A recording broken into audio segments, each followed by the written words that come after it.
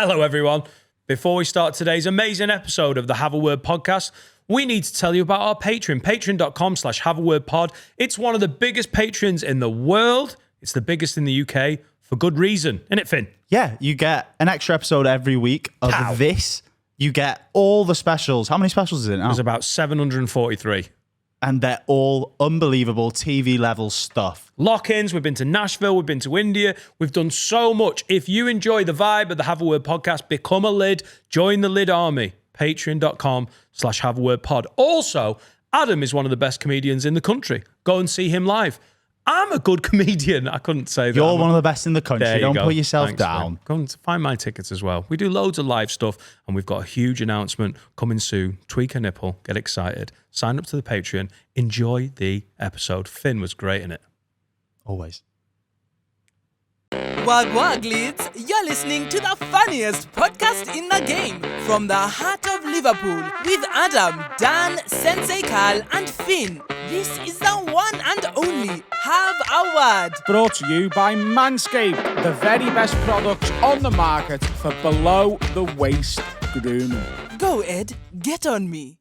Oh, how are you? I'm alright. You a bit worse for the wear? I've got a little bit of I'm getting aftershocks from the stag do. Good shot. Oh, that's an awful shot. What's different? I've got my headphones. Oh, you haven't got your headphones on? I feel okay. I think I drank, Adam said it, I think we drank that much sugar that it counteracted the alcohol. The amount of our listeners who've replied to the stories I put up. So I didn't really post anything on the day. I posted your outfit. And if you haven't seen it, by the way, this is what Carl looked like on his stag do at the weekend. I've never ever hated. Like it was so perfect. Like the amount of people going, lad, you look great, or could have been well worse. I'm like, no, it couldn't. You don't understand how good that is. You could be wearing a Sunderland kit. Like, no, it's got to be just on the level of bad where it's believable. Yeah. Especially because we were on Matthew Street and loads of people were dressed like that. Yeah. And so you weren't out of place. I felt fucking. I mean, I sucked it up. Oh, I really whinged.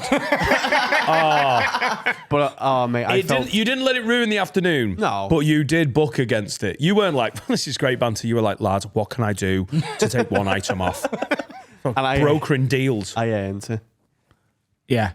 The amount of people who've replied to, because I took a couple of photos throughout today, really not many though, and I put them on my Instagram story yesterday, and the amount of people who've been like, was this a hen do? You fucking gang of little puffs drinking fucking Smirnoff Ice and Blue Wickeds. Hey, old gay eyes. No, we're comfortable enough in our masculinity to drink gay drinks without feeling the need to suck a man off. Really well said. Really well said. And we also had a bottle of rum and other cocktails, and we had £5.6 million worth of drinks on the table. It was like Orchard had walked in and they'd gone, give him every drink. What the fuck just happened? Yeah. Just the homophobia, man. Just let it go. People can drink whatever they want to drink. We wanted to go back to the old school. We were in Pop World. You can't be in Pop World going, oh no, I want this very specific spiced rum and this very specific own brand cola. What IPAs have you got, love? If it was bottles of cum. What? If it was bottles of cum, yeah. Yeah. You know what I mean? But it wasn't, was it? And they sell those, so it was an option. It was just love. Smirnoff Ice. I had that many where I wanted to be sick. But it was great. It was wonderful. When we arrived to Pop World and they brought over the pre-order. So here's what happened, just so you know, and actually everyone else. You sent me a list of about 30 people. Yeah. Right? And initially, I think 16 or 17 were like, I can do the Saturday. And then people drop out because people are flakes and it is what it is. Of course. Right?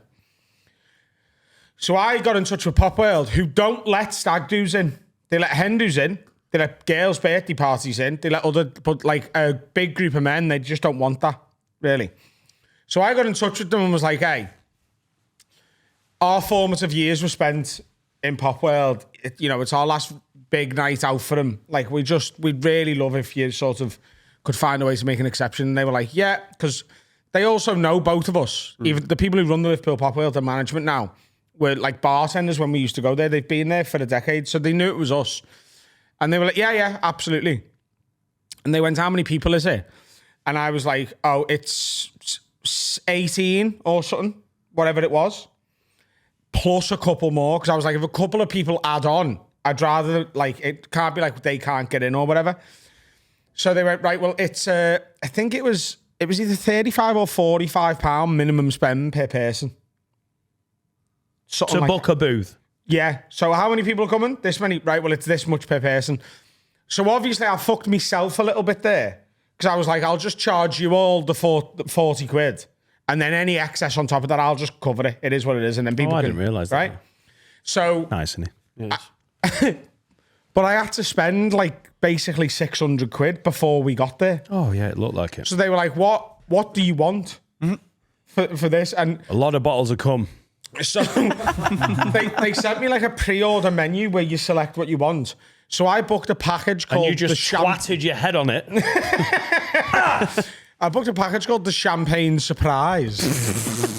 I was surprised. And that included a glass of Prosecco for everyone coming. But remember, they thought like nearly 20 of us were coming. There was only, I think, 9 by the time we got in. Yeah, and the shots. So there was a tower of shots. There was 72 bottles of Alco Pop. So there was 36 Smirnoff Ice, 36 Blue Wicked. The Champagne Surprise package also comes with a bottle of spirit and any mixes you want with it. So I got you spiced rum, but then you didn't really drink it anyway. It all just went in Charlie to the drank it. 4 mega cocktails. Oh, no, that was great. There was a point when I tipped into Too Sugary that I had a couple of those, played little barman. When I saw that come out, I was like, that is so unnecessary. 2 hours later, Yeah, it was great good. shout. Yeah.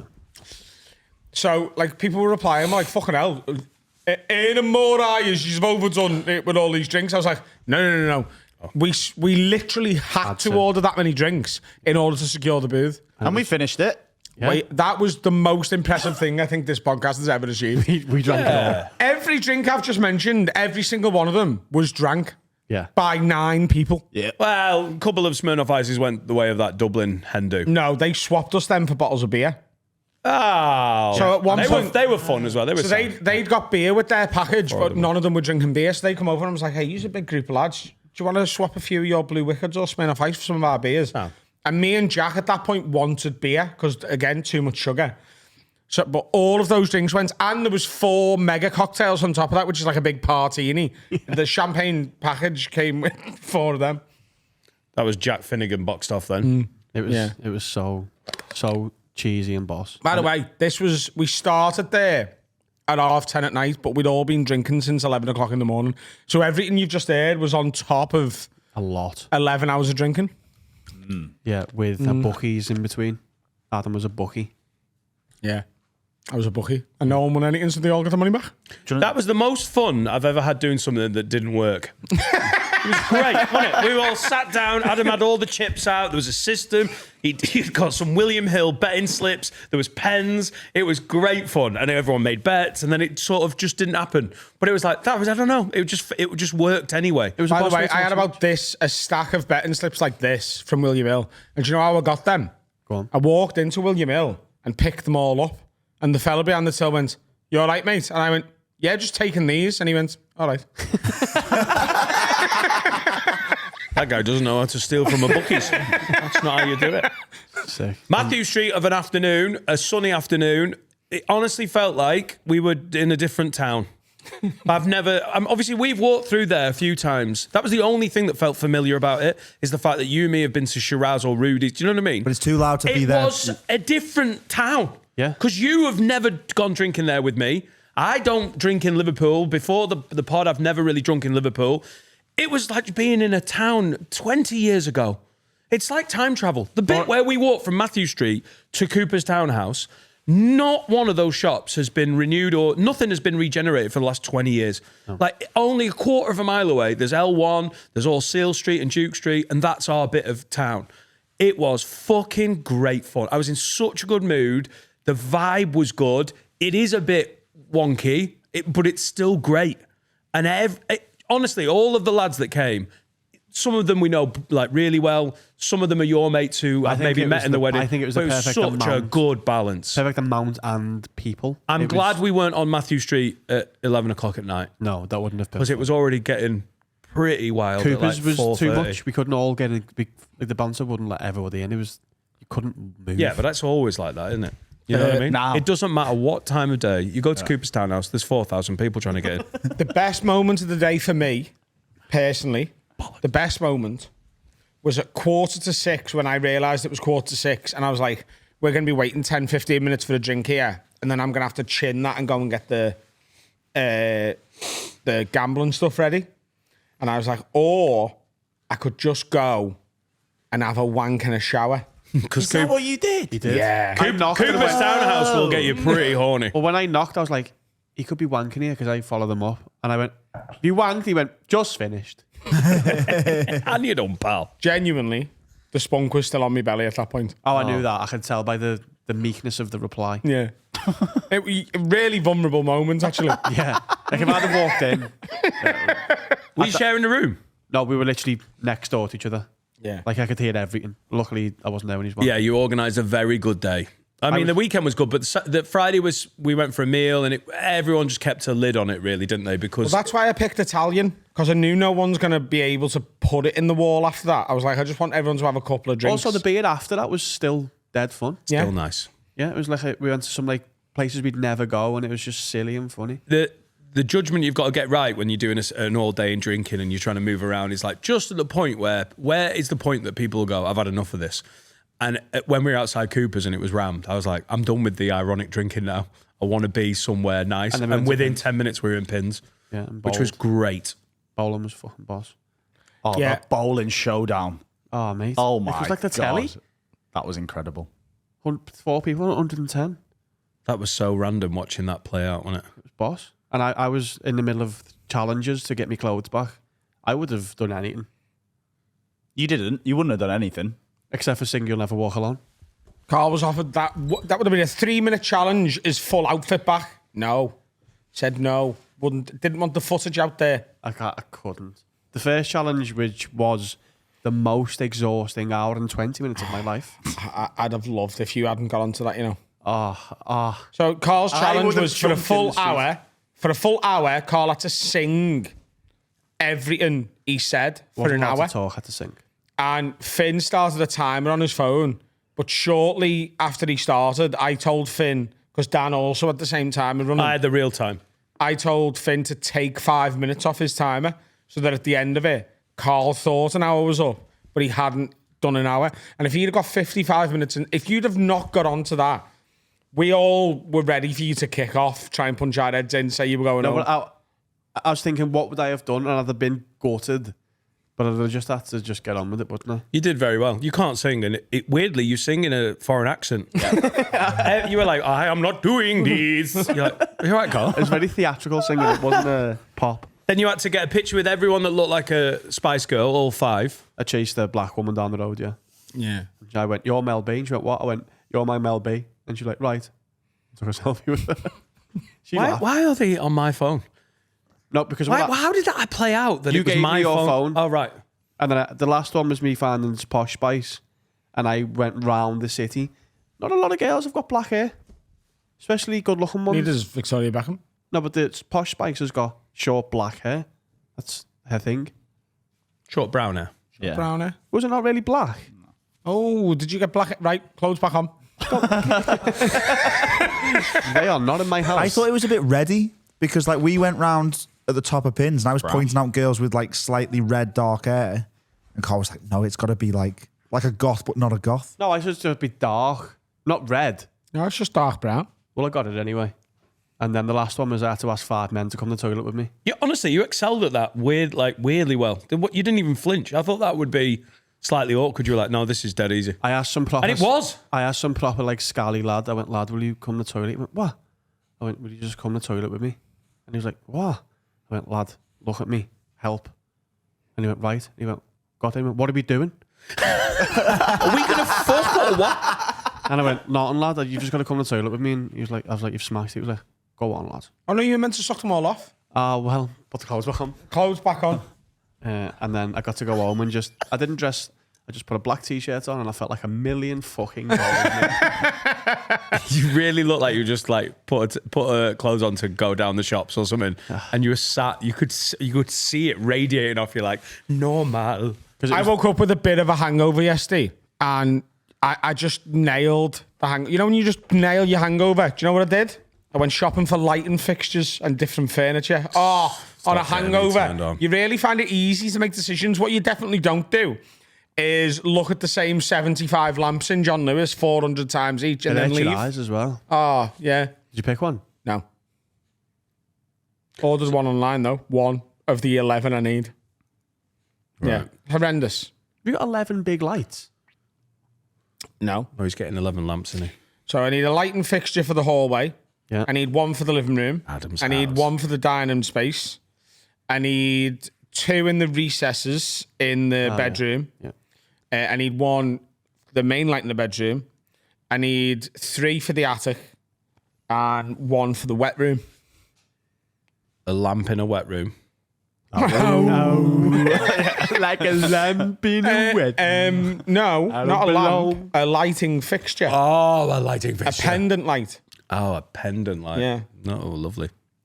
And that's what you did on a massive hangover after your best mate stag do. You were like, let's put... I don't think you could possibly comprehend the week I've had. I found out yesterday that yesterday was only a week since we played Crystal Palace in the last game of the season. And even though I've checked it a million times, I don't believe that. That's at least 2 months in your head. Well, I've been out at least 8 times on the aisle since then. So how can that be a week ago? It was a big 1-1 draw, though, wasn't it? So you've got to celebrate. Like the fucking week. So the last game of the season, the parade, the hangover after the parade was pretty abysmal. That was Tuesday. When were we in here? Tuesday. And then what was Wednesday? I know we were, sorry, No, we were in Thursday. Monday, Thursday we were, sorry, yeah. Yeah. Wednesday was get keys. Wednesday, yeah. So Tuesday I had to pack all my stuff up, move it to the new house while the old Greek couple was still there. Took them a bottle of champagne. That's not traditional, is it, to move in while they're still living in No, it? they were just being dead sound about it. All right, cool. So they were... What a sitcom. I took them a bottle of champagne to say thank you for letting me put stuff in and for being so sort of making everything so simple. He was cool, Cool dude, If Harry's still. And then they insisted we open the champagne and we all share it. So the 4 of us drank a bottle of champagne. And then you've got to go on the piss with an old Greek couple, haven't you? Well, we sort of did. What? So he goes, right, well, you've given us this. Here's the alcohol we've got left that is unopened, but we were going to take it with us, but I want you to choose one thing each that you guys can have. So I was like, I'll have the grappa because you guys are Mediterranean. He was like, yeah. He was like, but grappa's more Italian, really. He's like, have you ever had raki? You ever had a raki in your mouth? And I was like, no, what's that? And he goes, oh, it's our version of grappa. It's essentially grappa, but it's made in a Greek or Cypriot way. Yeah. And I was like, no. And he goes, will you have one now? What time of the day is this? 9 o'clock? In the morning? Night. Oh, thank God for that. So A fucking Raki. he goes in the fridge and pulls out a white wine bottle and then pours us all one. And he goes, right, have it. It's the strong. It made Ray and Nephew seem like sours. It's the strongest thing I've ever had. Paint stripper. And I was like, oh, what percentage is this? And he goes, I don't know. I made it at home. He's left that in the house and said, when you have your housewarming, your friends round, you should give them all a shot of this each. And I was like, absolutely sound. And if your lawnmower runs out of petrol, whack it in there, you'll be fine. Then Wednesday was key day. Moved all the stuff into the house. Was Thursday? Recording. Pod Thursday. You weren't here. No, I wasn't. You were off gallivanting. And Friday, more pod, and then stag. Saturday, stag. Sunday, Light fixtures. light fixtures and packing for Nashville, because the second we're done today, off to Nashville. Right. And Life's good, though, isn't it? yeah, I feel very stressed, though. I'm ready to go and lie down by a pool. That's what you're going to do in Nashville. Well, That's not really Nashville as a holiday, is it? But you've got a pool. Well, it's not poolside. a beach city, but it is a very sunny city, very hot city, and I have got a hotel with a rooftop pool. So How hot is it this time of year? 30 degrees Celsius. Yeah, freezing. If you start working in Fahrenheit, I'm just going to do my fucking head in. So let's keep it Celsius. I don't even know where that is. Wah. Well, I hope you have a nice time. Are you literally going from here to London to go to Nashville? Yeah, staying in a Premier Inn tonight. Hopefully Big Lenny's there. Near the airport. No, Who's Big Lenny? Henry. Stay near Paddington, because then you get the Heathrow Express to the airport. I'd rather stay in the centre so we can go and have a bite to eat and maybe a drink tonight. And then we can just get up and get the Heathrow Express, which is 15 minutes. If you stay at an airport hotel, it's still 15 minutes from your terminal. So we might as well just get the... It's a bit poo as Have well. you got normal seats? Or you going business class To London. to Nashville? Business. You get the lie down and Yeah. The upgrade was very reasonable because I booked it so long ago. right. This was my missus's Christmas present. You might get David again. Yeah. Hello, welcome back, sir. Welcome back to business class. You're like, David, you've never met me before. This is the first time I've ever been in business class. I'm a fucking scruff and I'm going to vape under this rug. Yeah. Oh, I'd like to take Laura to Nashville. Bet you would. It's not a euphemism. I'd like to bum her head off as well. That's Asheville. I think it'd be a good couples one. Obviously, you've done it with the boys, haven't you? A couple of times. My missus is jealous that she's never been. So I booked this as a Christmas present, which is essentially a Christmas present for me that I got to dress up as a main present. It is a fun gaff, though, isn't it? It's the best place in the You go world. into a fun place. Yeah, but some, like, I no instinct to take Laura to Vegas. Like, that doesn't, but I think she'd have a great time in Nashville. I've been to both. I think Nashville's better. For your missus. Yeah. Right. For anyone. Yeah, but I'm just, like, As a trip, I'd buy it somebody. I'd take Serica to Nashville before I took her to Vegas. yeah. 100%. I think she'd prefer it, Also, it's the 100th year anniversary of the Grand Ole Opry. which is what I said down the pub on Friday. And they're having a major international press night on Wednesday. And obviously, you're major international press when it comes to country music. Well, I have been VIP invited to both the press night and the show. Well, fuck off. Who's going to be there? Is it red carpet? I don't know. It sounds like a red carpet. Does, thing. doesn't it? Yeah. Not cool. Who's So I'm gonna- going to get a new. The fucking cowboy hat that's coming for this. I'm going to get a new hat. Are you taking any hats over? One. But of course, now You he's bastard one. a country influencer. The hats are Tax deductible, so that's great. Fucking hell. I'm taking just my brown cheap one because it's gone in my suitcase. You're not going to wear it on the plane, no? No. You're going to fly in business with a country hat on? No, I have done that before though. I'll fly back with the new one because that'll be worth protecting. That one was like Nothing else. relatively cheap. We have a great time. The Grand Ole Opry is like the main theatre for. Well, that's a country music, misnomer. is it? Well, tell me all about The it. Grand Ole Opry is a radio show, Right.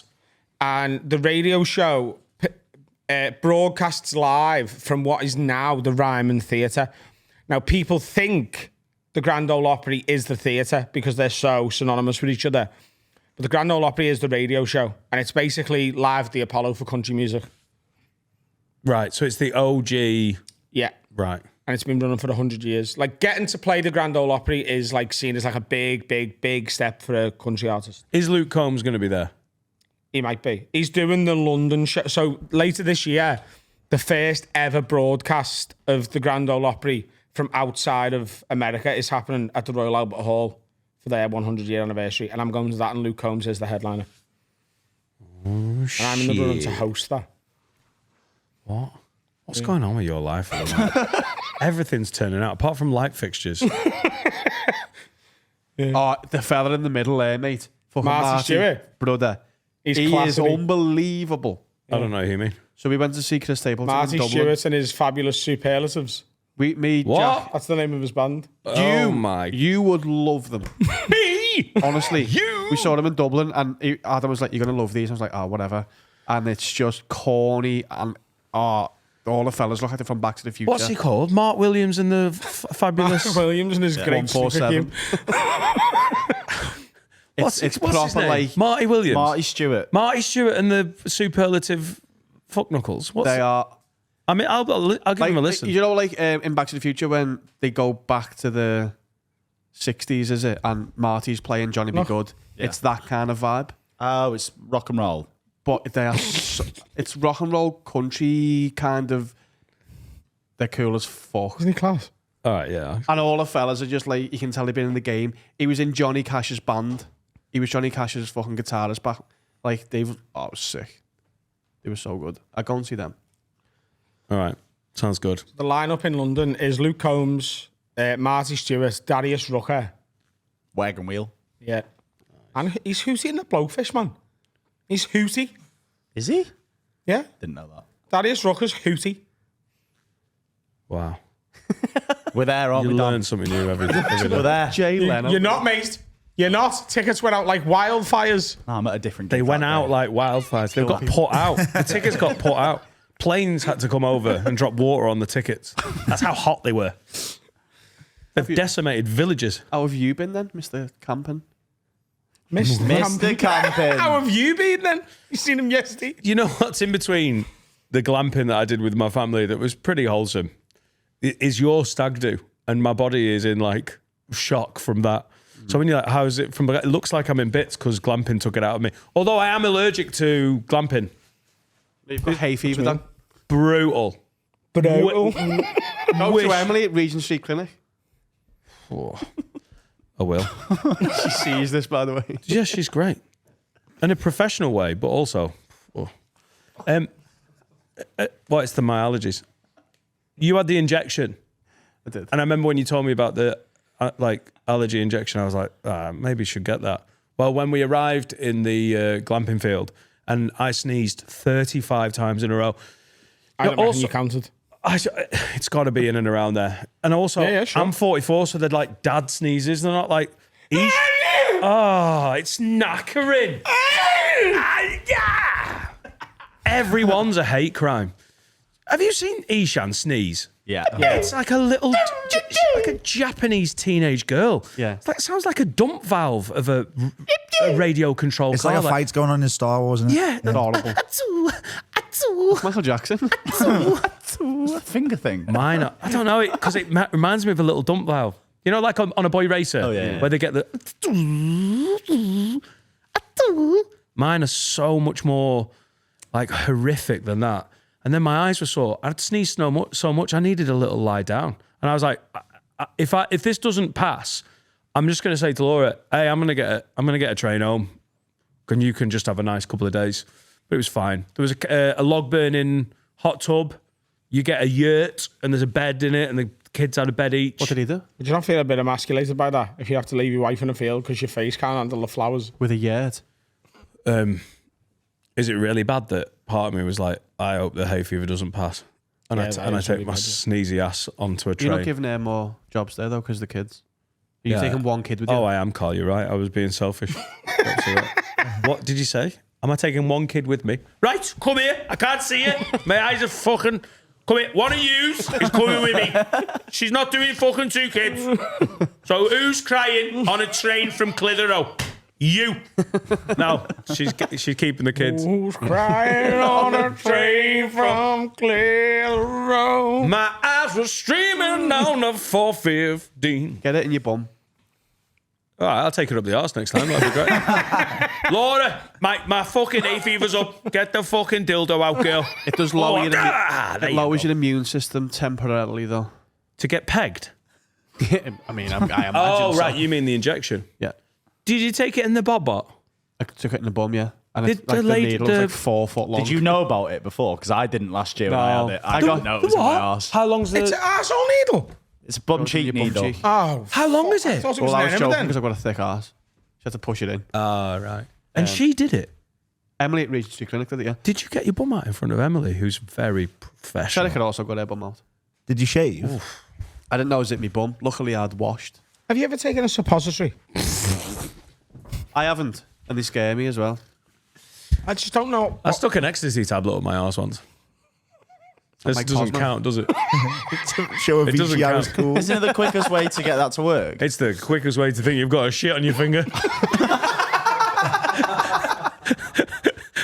I was so high. I was already high. And then for the rest of the night, I was like, Just go and wash your hands. I know, but you're on drugs. So you wash your hands and then you're like, it's not right. It was horrible. Did it work fast, though? I don't know. I was already bollocks. I was just more bollocks, but I was just convinced I couldn't point anywhere.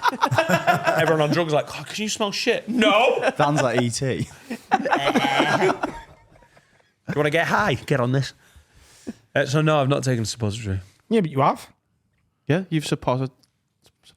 Ah, right. Yeah. Well then, yeah. I just don't get it, me. Suppositories. Yeah, your arse just eats it up. Yeah, but like, That's the exit. That's like trying to get your shopping Surely done by for going. like tablets to work, they have to be broken down in your stomach using stomach acid, and that's why they work. So how does my arsehole know that that's a paracetamol and not just like, you know, poo. Hang on, is this paracetamol? How bad your headache gonna be? How bad your headache gonna be? Jamming it up there. It says take 2. Fucking hell, here we go.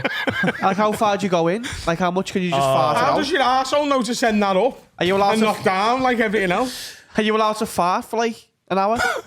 How does it get past the poo? Just a paracetamol, like, excuse me. Sorry, I've Like, not like when you go the wrong way round at IKEA. And everyone's like, oh, come on, there's arrows, mate. Who's that?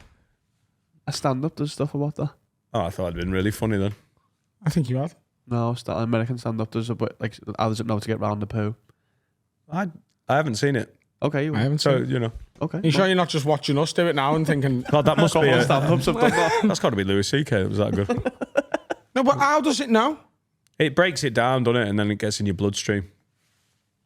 But like, if I put a dildo up my ass, Yeah, it doesn't melt dildos, but it will melt suppositories, won't they? You know, 'cause Would they're it eventually melt a dildo? Does it melt dicks? It's like 9/11. Yeah. What? Like steel beam. Oh, right. So There's some arsehole enzymes can't melt steel A dildos. dildo melt in your arsehole. It's like 9/11. What? I just don't know how it sort of gets it to where it needs to go. What if you end up farting paracetamol out? That's possible, surely. How far does it go in? Is it near the door, or do you like drop it off? Oh no, I think you've got to get it well in the No, it's like hallway. your arsehole becomes like a hoover, doesn't it? It's like one of those fish. Fish. I'm a What's little arsehole and I like tablets. Geordie as well. Geordie arsehole? Hey, I'm full of poo. But what is it?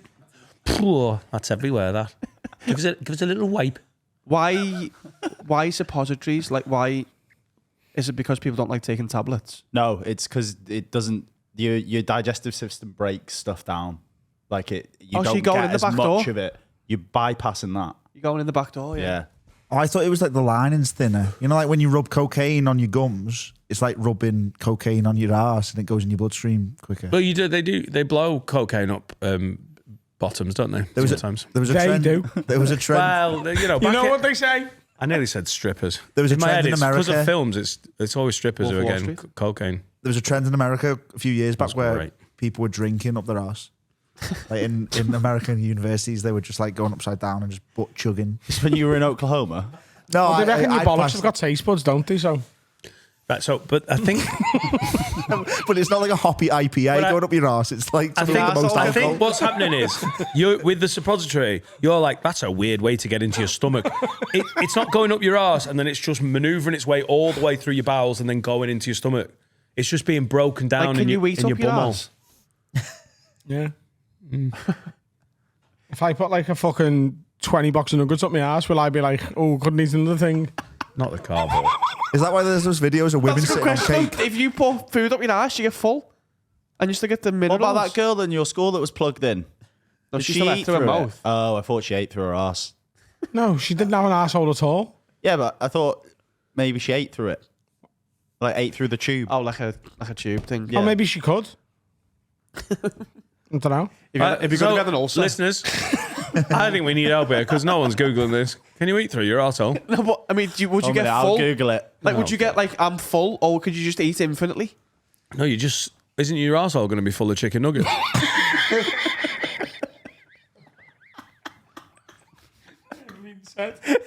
In the history of the English language, no one's ever put that. I should have honestly just got 6. 20 was a mistake. Oh, by the way, But I'm not wasting them. But the value... if I only want to eat 6 nuggets, I'll still buy 20. On reflection, the meal deal was just stupid. One thing. You can. Nutrient enema.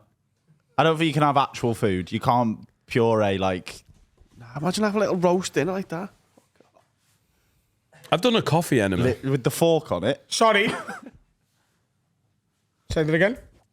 I've done a coffee enema. Is that to make you shit? I can't remember. It's just something to do with like cleaning your liver out or something. You put a coffee up your arsehole. Cleans your liver out. The Yeah, staff from at Starbucks. Starbucks were fuming. An automatic, like a. How did you pump it in? I got a Turkey based an then? enema an enema thing that you have to put like high, and then there's a tube and it goes in your little bot, and then there's a little tap. Did you have to lube the tube up? No, I just spat on it like a dirty girl. Where were You you? spat on a tube and put it up your arsehole so you could have a coffee. So I was trying to cleanse my kidneys or something. Is it like a colonic? Or something. What are you doing to now? It was horrible. Colonic irrigation's just putting a hose up your arse and cleaning it out, isn't it? I'd like to do that, I think. Yeah, Have you ever done it? Well, I've never had it done, so surely I need it doing. I've done it myself with a douche so that a girl would finger me. But not like an official one. That's not a colonic. No. All right, I'll do everything. Come on, you get your finger ready. Like, surely I've been alive for 33 years. Surely my insides need cleaning out. You know what I mean? Like when you your air fryer needs doing like once a week. Surely you Yeah, fucking... but your air fryer doesn't shit. You know what I mean? My air fryer's took a beating, you know. Yeah, but if that needs cleaning, you inside of your body, which you put the food from the air fryer in. 33 years. I don't think it does. You know, when everyone's like, look at that, that's a 25-year-old piece of meat coming out there. You're like, I just think it's like tomorrow's poo. I think one Great TV show, by the way. of the staff. I honestly think it's kind of bollocks. I've done it and I did enjoy it, but she was like, look at that. That's undigested meat from 1988. Doesn't that mean, though, that you could You have had didn't eat more meat calories? until like 1996. That's what I said. She's a liar. What did you say? What did you say then, Adam? What? You said something. No, you asked him a question. Did you forget the question you asked 5 seconds ago? I didn't ask a question. Have we podcasted before? I thought you said We were flying then, and then it's all just like we forgot what we were doing. Colonics What? aren't good for you. No, Google it. Don't do it. Just have a apparently. laxative if you want to clear stuff out. It's not like regrouting the walls and So everything. why does anyone ever have a colonic immigration if they're not? If they're not Order! A colomic immigration. These coloms are coming over here. Colombians? What's the problem with it? It just doesn't really do anything. It's tomorrow's poo, innit? But they're making out like you've got fucking 5 kilograms of undigested meat in your bowels, but it's not. It isn't. Aren't your intestines like 14 miles long as well? Like, oh yeah. They reckon one human's intestines is longer than the Great Wall of China, don't they?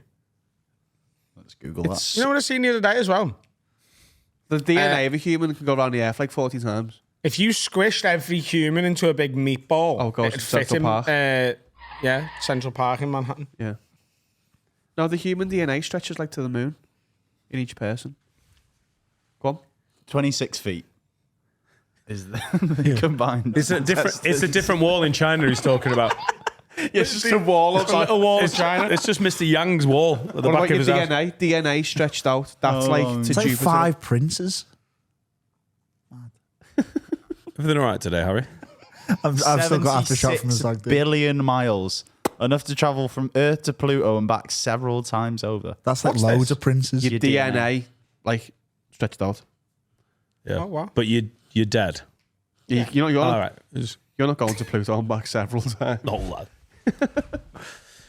Does it not mean that, like, if Finn died, we could just stretch his DNA out and climb to Pluto and back on him? Yeah. That's what I want when I die.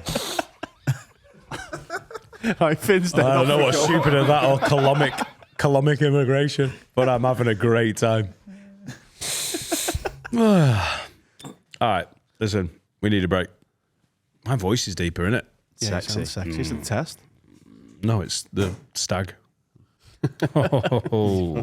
Now it's time to talk about my favourite sponsor. It's lovehoney.co.uk. Oh, for all your dress up and your lubes and your sex toys, they're just making sexy times, whether it's with you and your partner or on your own, that little bit better. Did you ever watch Thunderbirds? Yep. Doesn't that look like one of the Thunderbird planes? No, it's Star Trek, you mean?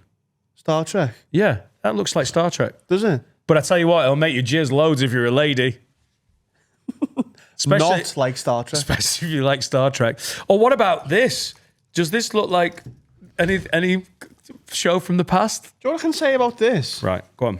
And I mean, this is quite important when it comes to sex toys. Really well made. For the dead audio listener, soft. this is a set where you get to like tie on the wrists. It's a bondage kit. You're tying bondage wrists kit. and neck up, but it's really well made, which is important. Like good leather. Look at that. I can't even break it. I'm trying. So it's firm but fair. And on the inside, like soft and like forgiving, a bit like me. Now, I don't know if you know, but my wife and I, 11 years in, are on a sexual revolution this year. It's been phenomenal. Something about Tuscany really got us revved. It was Carl in a suit. And we've been on Love Honey just recently. Use the code AFF-word20. Did you use your own code? Yeah, I love that. Yeah, of course I did. What did you buy though? I just got a little few treats, and they've really helped. There's a limit of what I can do on an advert. But it's a lot of fun. Listen, sex is fun, isn't it? Why do we have to have any stigma? Go on Love Honey. Get in there. Get some lubes. Get some toys. That goes in the pussy, and that sucks the clitoris. And it reminds you of one of your favourite sci-fi shows from the past. lovehoney.co.uk. Use code AFF-word20 for 20% off. Was that How Patrick wide? Stewart? Site-wide. Was that Patrick Stewart? We've got to sell the thing and not do Star Trek memorabilia. Star Trek. Good show. Not as good as Love Honey's sex toys, though. Nice. Get on them. Worldwide shipping. You seen that website that's exposing all the bus companies and their owners? No. Like, there's been like conspiracies for years about like all the different bus companies in the UK, why it's not nationalised and stuff. Go on bustycoons.com. Big bus, innit? I could have ended it all there. Did you hear what I heard?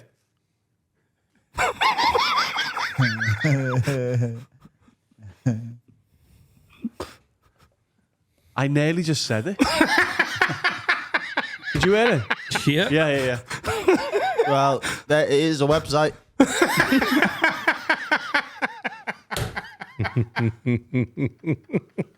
I nearly just said it.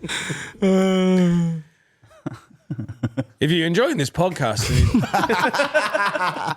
Hang on. Is that yours? Someone else. I seen someone else get someone else from it. This one's that on Finn's computer.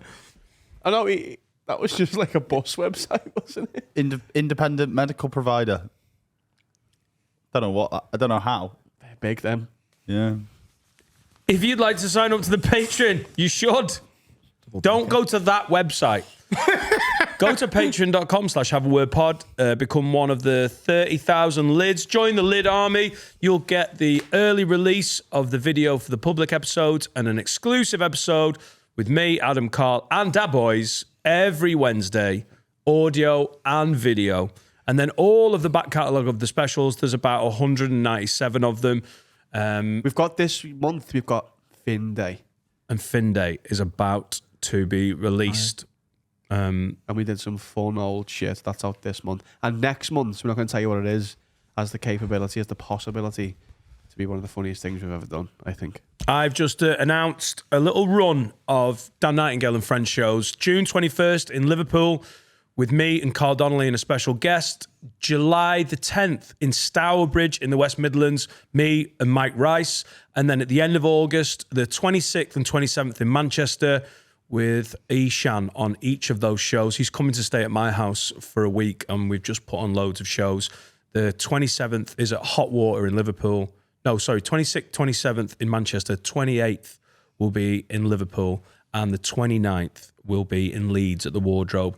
And then one at the start of October in Shrewsbury with Ishan and Mark Nelson. So all of those shows with me doing new stuff, the current stuff, developing, ready for next year's tour, and some of my very funny mates at dannightingale.com. But the one coming up is Teddy's on Sunday, June 21st with Carl Donnelly, who is a fucking exceptional comic, and we're both doing extended sets with a little guest appearance on as well. dannightingale.com for that, please. I won't be announcing any other dates this year until my tour for next year goes on sale at the end of the year. Thursday, the 26th of June, I'm at Hot Water doing 2 shows. I've got loads of Adam Rowan Friends on sale at the minute, but that is my next one. I haven't done any gigs for a few weeks. And there's a few tickets left for both shows. Nice. We've got some. I really hate the questions button. It's awful. Where's your? Stephen Elliott says, got some individual would you rathers for you all. So, Adam, this is from Stephen Elliott, who is Magician. The magician. Who is an fuck him, actually. OG lid. Why fuck him? It's kind of like niche, innit? Fuck him. Why fuck No, him? I don't think we can. So basically, we recorded the Q&A and we were like, it didn't really work. No, we and recorded a Q&A in the midst of the gas leak. and it didn't make any sense. But one of the questions that Stephen Elliott put in was like, do you not think that Film Club needs to have more structure and needs to be more cohesive? Oh, yeah, So you can't. Fuck Stephen Elliott. Stephen, Yeah, you fuck can't. Stephen You Elliott. can't critique them on Film Club like that. That's not how that goes. We love you, but just don't ask questions about Yeah, Film you big Club. magic it's out. bastard. Stephen Elliott, who we like, Maybe. says, Adam, would you rather never be allowed to listen to country music ever again, or never be able to receive a compliment ever again? And I already know the answer to this, but Never be able to receive a compliment again. How often do you receive compliments, really? Every day. I receive loads of date me stag, which, by the way, is one of the nicest things that's happened in my entire life. Thank you so much. But it doesn't happen often. No, it's every day. You And get don't compliments even- every day. Yeah, we all do in our DMs. Every day. Yeah. Love the pod. Oh, yes. Love what you do. But Every still, day. like, I've got such a lack of respect for anyone else's opinion. that it I doesn't matter. knew It's nice towards you. When was No, but like, when did you get a compliment that you gave a fuck about? no, I give a fuck about all compliments. I genuinely do. I do like them. But if I don't get them anymore, You're sound. I'd just be like, I'm class anyway. I already know I'm class. I know I'm sound. I know I'm a good mate. I know I'm a good, I know I'm good at stand. Like, you just don't have. And also on the other side of it is you don't get country music anymore. Nah, if you love walk it. in a pair of cowboy boots that you spent loads of money on, and no one goes, they're sick, then you would be a People bit. don't do that anyway. No, if you come in and go, oh, they're sick, or like people do that. Yeah, but what's the point of him wearing them because he can't listen to country music anymore? Yeah. Pathetic, isn't it? You don't need the outfit if, yeah. if you're going down Got to a a new hip pair of hop cowboy night. boots. You'd think you were into country music, Adam. I'm not allowed to listen to it. I lost a Would You Rather years ago. No, 100% the compliment thing, because no one's opinion matters. It says, would Dan rather never be able to enjoy a lovely day booner ever again? So he's taking day drinking away, or never be allowed to set foot in his garden office ever? Never be allowed to set foot in your garden office. surely. Honestly, set it on fire. I'm not losing day drinking. Only about fuck. It's not even insured. I honestly couldn't give two fucks. Like, I love the garden office. Plus, I've got a little weights bench in at the moment with some changeable dumbbells. And then in front of that is the dartboard. So I have a little fucking lift. And then in between, I throw some darts, which you can't do when you're training. It hurts. No, it's like your arms are Your like... arms don't work, Yeah, it's yeah. great. I love it. It's so fun. And then I've got my little sit-down area for watching sport. And sometimes the kids use it.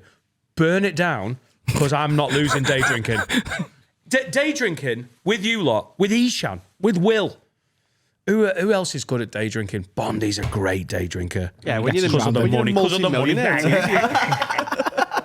If you're day drinking on the moon, of course, it's good. Oh, my God. Day drinking, me and Bondi just doing a pub crawl down the slopes. Do you want to fly to Abu Dhabi this afternoon? I'll pay. No, I'll pay. We're both earning more, Bondi. I'll pay for you, you pay Lovely for me. little lad on there. no, who's paying? It doesn't matter. Because as we're, with the joke, we're earning more.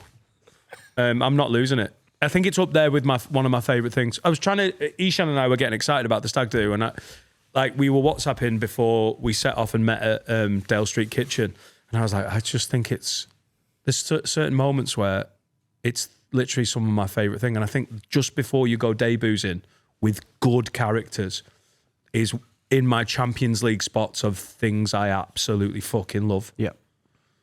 And then I was trying to work out what the other ones are.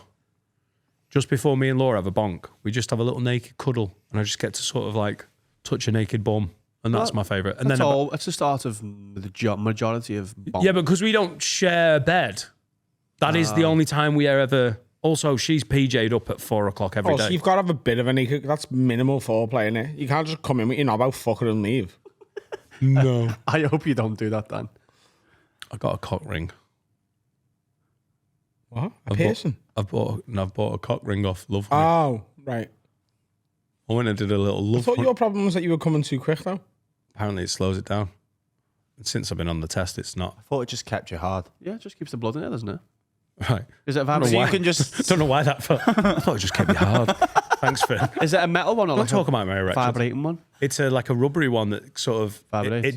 delays orgasm Lovely, yeah. and makes it more intense. I Frank. wore it last night and had a wank. It's basically for wanking, I think. Lovehoney.co.uk. Was it good? Yeah, it was quite fun. Yeah, you feel like a bit of a bellend taking a rubber cock ring off after you've cracked one out. Yeah, I think the admin of it would like put me off it. Where's my cock ring? Yeah, and then it's got to be well dude, hidden. where's my cock ring? Yeah. Yeah. It's got to be cock well hidden on it. Where'd you wash that? Do you wash it? You should wash anything that goes on your cock. All right. Well, I need to get Fact. it. I need to get it from its hiding place and give it a wash then. And it's got to be hidden as well because Jack comes out. I've got a new slingshot. Anyway, I'd burn the garden office down. Get edible ones done. What? Edible cock rings, yeah? Yeah. They're not going to give you the tension you need. No, it's like a sweet, like Yeah. jelly. Polo mint. You could use a ring from a Haribo Star Mix. All right, I'll do that. And then hide that. I found sweeties. Would Carl rather never be allowed to cut, shave, pluck, wax, or laser any of his many hairs? That includes beard, head, Little gimpy chest. I seen that for the first time the other day. Blew me. Yeah, You, Carl. you haven't got much ham. I haven't. And as I said the other day, you're a ham factory, Adam Rowe. I am a ham It's factory. not a compliment. It's always as ma. Full of pork. Or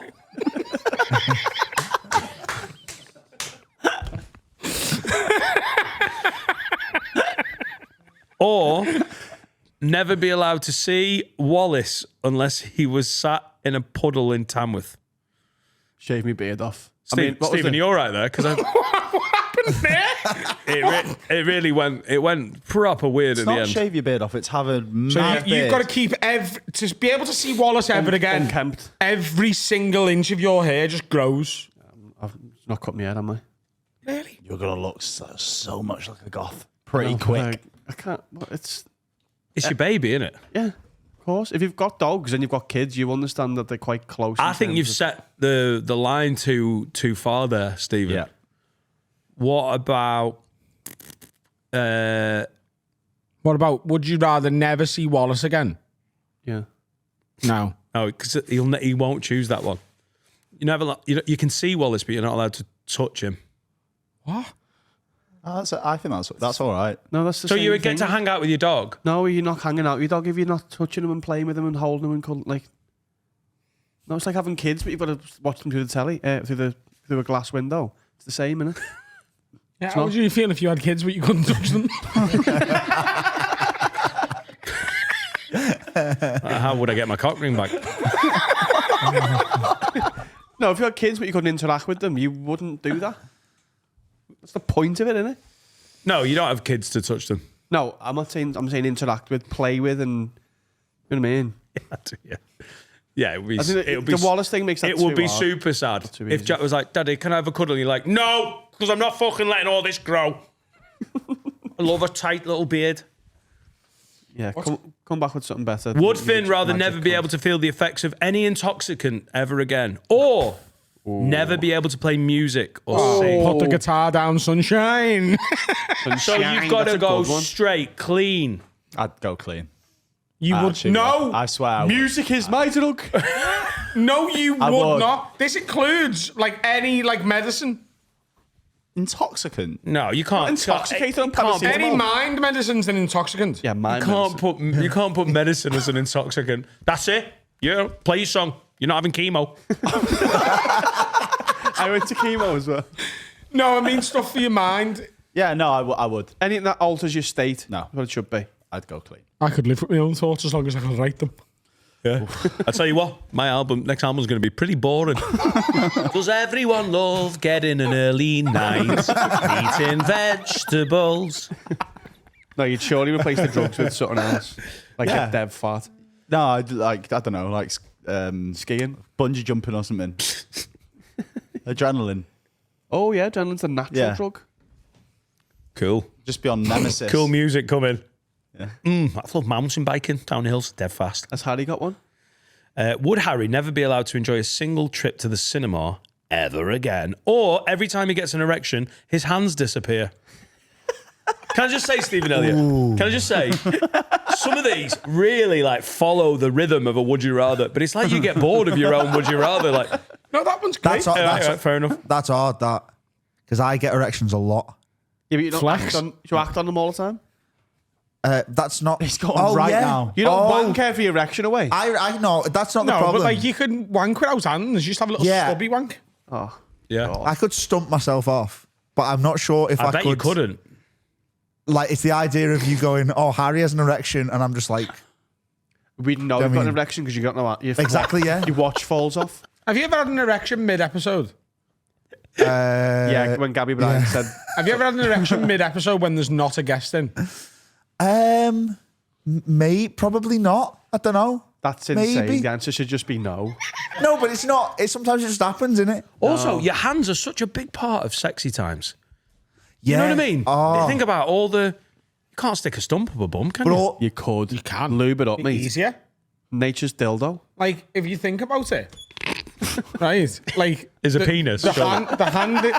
hand is wider than that. So, like, if you stump that off, Pen is mightier than the sword. but also, if there's sex scenes in the cinema, I'm just going to have to, like, fist my popcorn, aren't I? Like, that's an issue. Do you wank in the cinema? No, he gets erections. Gets no, but hard, if he though. got an erection, his hands would Oh, disappear. shit. Yeah. It's not like, oh, my cock's out. Harry, and- do you never how just much- drink popcorn now? Nah, the big ones in the no, cinema. because how do you get the grippage? You'll have to like apple bob. Yeah, exactly. I'm going to have to mean? just, like, Like- trough it. Yeah, but a big... You're using your hands there. But imagine doing that with a big popcorn. Popcorn. Get me it, mate, and I'll do it now. I'll just go the audio Off in your 1 pop. minute. How many erections are you getting a day, kid? It's He's pretty, young and virile. yeah, it's pretty isn't constant. Got less testosterone than Constant. Like, I'm not erect now. Don't zoom in. But if, like I will be. Sexy, that. I'm not now, but I will be. Like, we're going to Rudy's afterwards. I could be erect having a pizza, and it's just like, the pizza's good. I'm not turned on by the pizza Why have you got an erection then? because there's blood in my cock, Carl. That's just how it works. If innit? I was with you doing something non-arousal and you had an erection, I'd be like, what is it arousal? would be like to you? a No, but full- you No, you you remember getting get erections. random Yeah, but if I was in a pub with you and you had a fucking stonk on, I'd be like, what is going on here? I'd be like, hey, it's just happy. Lovely pub, isn't it? Great Guinness. That's an 8.8. Yeah, like I still do get the odd surprise. They're not as frequent as they were in my early 20s. Not but in a restaurant, though. You don't get a stonk on out of nowhere mid-conversation, do you? get a chub. Does that count? Is that one hand? Yeah. Like a chubby, yeah, I'm but you're kind not of getting with a Harry full here, you know. erect. Brother. I'm with Harry here. He's 24. I need to up my prescription. But also, you have an erection every time you sleep. Like, every time your brain goes into... He said that with too much authority. You do, Carl. Every time your Cheers. brain goes into, like, REM sleep when you have dreams, you're fully erect. Losing your religion. It's so... Gives me erection. So, That's and you, me in the corner. so if That's what I went to. I've broke my nose, so I breathe out my mouth when I sleep, and I get really dry mouth, and then I can't get a drink afterwards, can I? Because then I wake up in the night, I'm fully got a stonk on, I've got a dry mouth, and I'm just like... No, struggling. We you'd shared have, a room the other night, Harry. you'd have a little hamster thing. Do you know what? I woke up in the morning and did a really long fart and like laughed to myself, and then realised that you were like, you may as well have been that far away from my ass. Do you know what would be funny if, like, because you, like, so you can't drive, I mean, I can, I've got a license. but, like, if Ellie was, like, making you get a boner, so you lost your arm. That's happened before in the car. I think you're getting too many erections, and I think you should go and see a doctor about it. Also, just to fucking lose the cinema. Lose the cinema and just wait for it to be on TV. Takes like a week now anyway. You've got a dodgy box as No, well. because I've got a pass. I've got a Stop cinema paying pass. for the Yeah, pass. you're but I saving enjoyed- some money then. I enjoyed the I'm going tonight. You I enjoyed enjoy the having experience. hands more? Also, know, you know, the it's time tough. between something being in the cinema and being out on is a like week. it's gone. a week. Sinners is. We were like watched Laura it? and I are going. Oh, we'll go to the cinema. She was like, "There's no point now because it's out on Prime this week." watched Fucking class. Not yet. We're going to watch it this week. So good. Yeah, so maybe if there was no cinema, then I'd probably keep my hands and do no cinema. But if it was no films, I'd go handless and watch films. Did I say cinema? Yeah. Yes. Progress, guys. Sorry for making done, everyone angry constantly. See you in a bit. Now it's time to talk about my absolute favourite sponsor. It's manscaped.com. The very best in below the belt men's grooming, but also above the, neckline. Above the belt? They do face. It's every pube hair, whatever you've got on your body that you want shaved off. Manscaped have got the product for you. This is the chairman. This is the foil stuff that I like. I mean, I haven't done it in the last couple of days, but I use the foil one for my neck because it's really it's good for your skin. I find if I use a regular one, it's a bit scratchy. This is dead smooth and dead easy. The Lawnmower 5.0 is the very best pube shaver. There's the beard hedger. That's a phenomenal. The dome shaver has changed my dome shaving game. Yeah. You've also got that new one. I've said it before. You need to send us it. You put your hand in it. Yeah. Right. And then you do this in the shower. Oh, nice. It's like a loofah, but for your hand. And you're thinking, I can't treat myself to this. Well, you absolutely can. You deserve it. You deserve it to be pube-free and happy. But if you've got a dad in your life, Father's Day is coming up in the UK. It's Sunday the 15th of June. I'll tell you what I want. Is it? On Father's Day. It is. I've circled it. I would like a nice cheeseburger. My choice. Text back. Some time with my kids. And then conversely, some time away from my kids because it's my day as well. But also I'd like some Manscaped. So you can use code WORD15 for 15% off. It's such a good gift. Stop buying men rubbish. I've got a beard. It's not my personality. Don't buy me beard shit. Buy me one of these so I can get rid of the beard so you can stop buying me shit beard presents. That's exactly what they wanted this advert to be. Manscaped.com. Enjoy. That's actually nice serendipity. Well, first of all, Gianmarco Soresi is here, ladies and gentlemen. Hello. The £800 gorilla shirt. Yes. When we took our team trip to Nashville 2 years ago, we've never, ever missed an episode of this, ever. We always find a way to get one out. And that was the first time we were like, oh, we're not going to get to do this. But they lent us their studio in Nashville. Oh, did they? Yeah, and we went for drinks with the team. And it was... Yeah, I was there. I'm an editor of a special I'm working on right now. He works there, so we worked at that studio. Is this your special? Yeah. So you got a new one coming up? Yeah, we filmed it in February, and it's close to done, and it'll come out August, September, YouTube. It feels like such a big gap, doesn't it? When you feel like it's excruciating, and time goes so quick. And then you think of a joke. Oh, I now got the new tag. Yeah. And I should have done this. I should have done that. How long before the end of touring that hour did you tape it? I really am I don't really tour an hour. I just kind of jump around every day. Okay. And so this was like the real, this is the get to know me special. If someone's going to start, this is the one. So this is like 10 years mixed in, some new, some old. Is there anything on the special that you've had do well as a clip? Not much. Okay. Not much. I've really fought because we're all figuring. I remember in the beginning where it was like, this is what burns a joke. And what that has become to mean is practically fucking nothing now. Yeah. And sometimes I'm like, I'll test it out. You'll do an old joke at a show and I'll even say to the audience, how many of you knew that joke before? And it's like 2. And you're like, I can't be getting rid of stuff. Yeah. For 2. I get so conscious of it. Like in my head, if a clip's done well, then anyone who would ever come to see me has obviously seen it. I know. But then it just doesn't work like that. I've had mates blow up recently because of a couple of clips and been at live shows with them, been at just gigs with them, and the crowd have asked for the bit. They've sort of, that's the reason they've come to see you. I have an R. Kelly pedophile joke that was like way Hang back. on, And people. what? You haven't heard the news? And people go there, why don't you tell that joke? And it's like one of those jokes that it's all about the reveal. I mean, it really is a one-line thing. Yeah. And they go, why don't you tell that one? I'm like, because you know it. Do you know what I think that is as well, though? They've probably seen it, loved it, got like 3 of their friends and gone, you got to come and see this guy. Yeah. And then they're waiting they can for look at you their friend, to like, do wait it for it, for wait them. for it. Yeah. You see the nudges. Yeah. That's Like, always this is fun. what I was telling you about. This is what I was telling you about. And then you don't do it. And they're like, I could have just showed them the video last week. There was a guy, I was in an Uber once, and he said, you're the pedophile guy. And I was like, no. He gets that a lot as well. And I don't write jokes about it. Do you reckon R. Kelly is R. Kelly in jail? What do you mean? Like, do you reckon what's his real name? Robert, is it? If he's in Walton Nick, yeah. R. Kelly. Like, do you reckon he's still, because R. Kelly's a person, like, do you reckon he's singing and stuff? Like, do you reckon What's he's still, doing like? Oh, he's like definitely in the singing. shower? Do you reckon he's going, oh, like I think there was a video where it was like R. Kelly singing from jail. That's probably how he gets, cigarettes or. Would you reckon they respect him for it though? Surely, like Singing the world's greatest with the boys. that is a It'd banger, be like, fun. innit? But I thought like being like a paedophile is like the worst. He's not a Don't you get paedophile.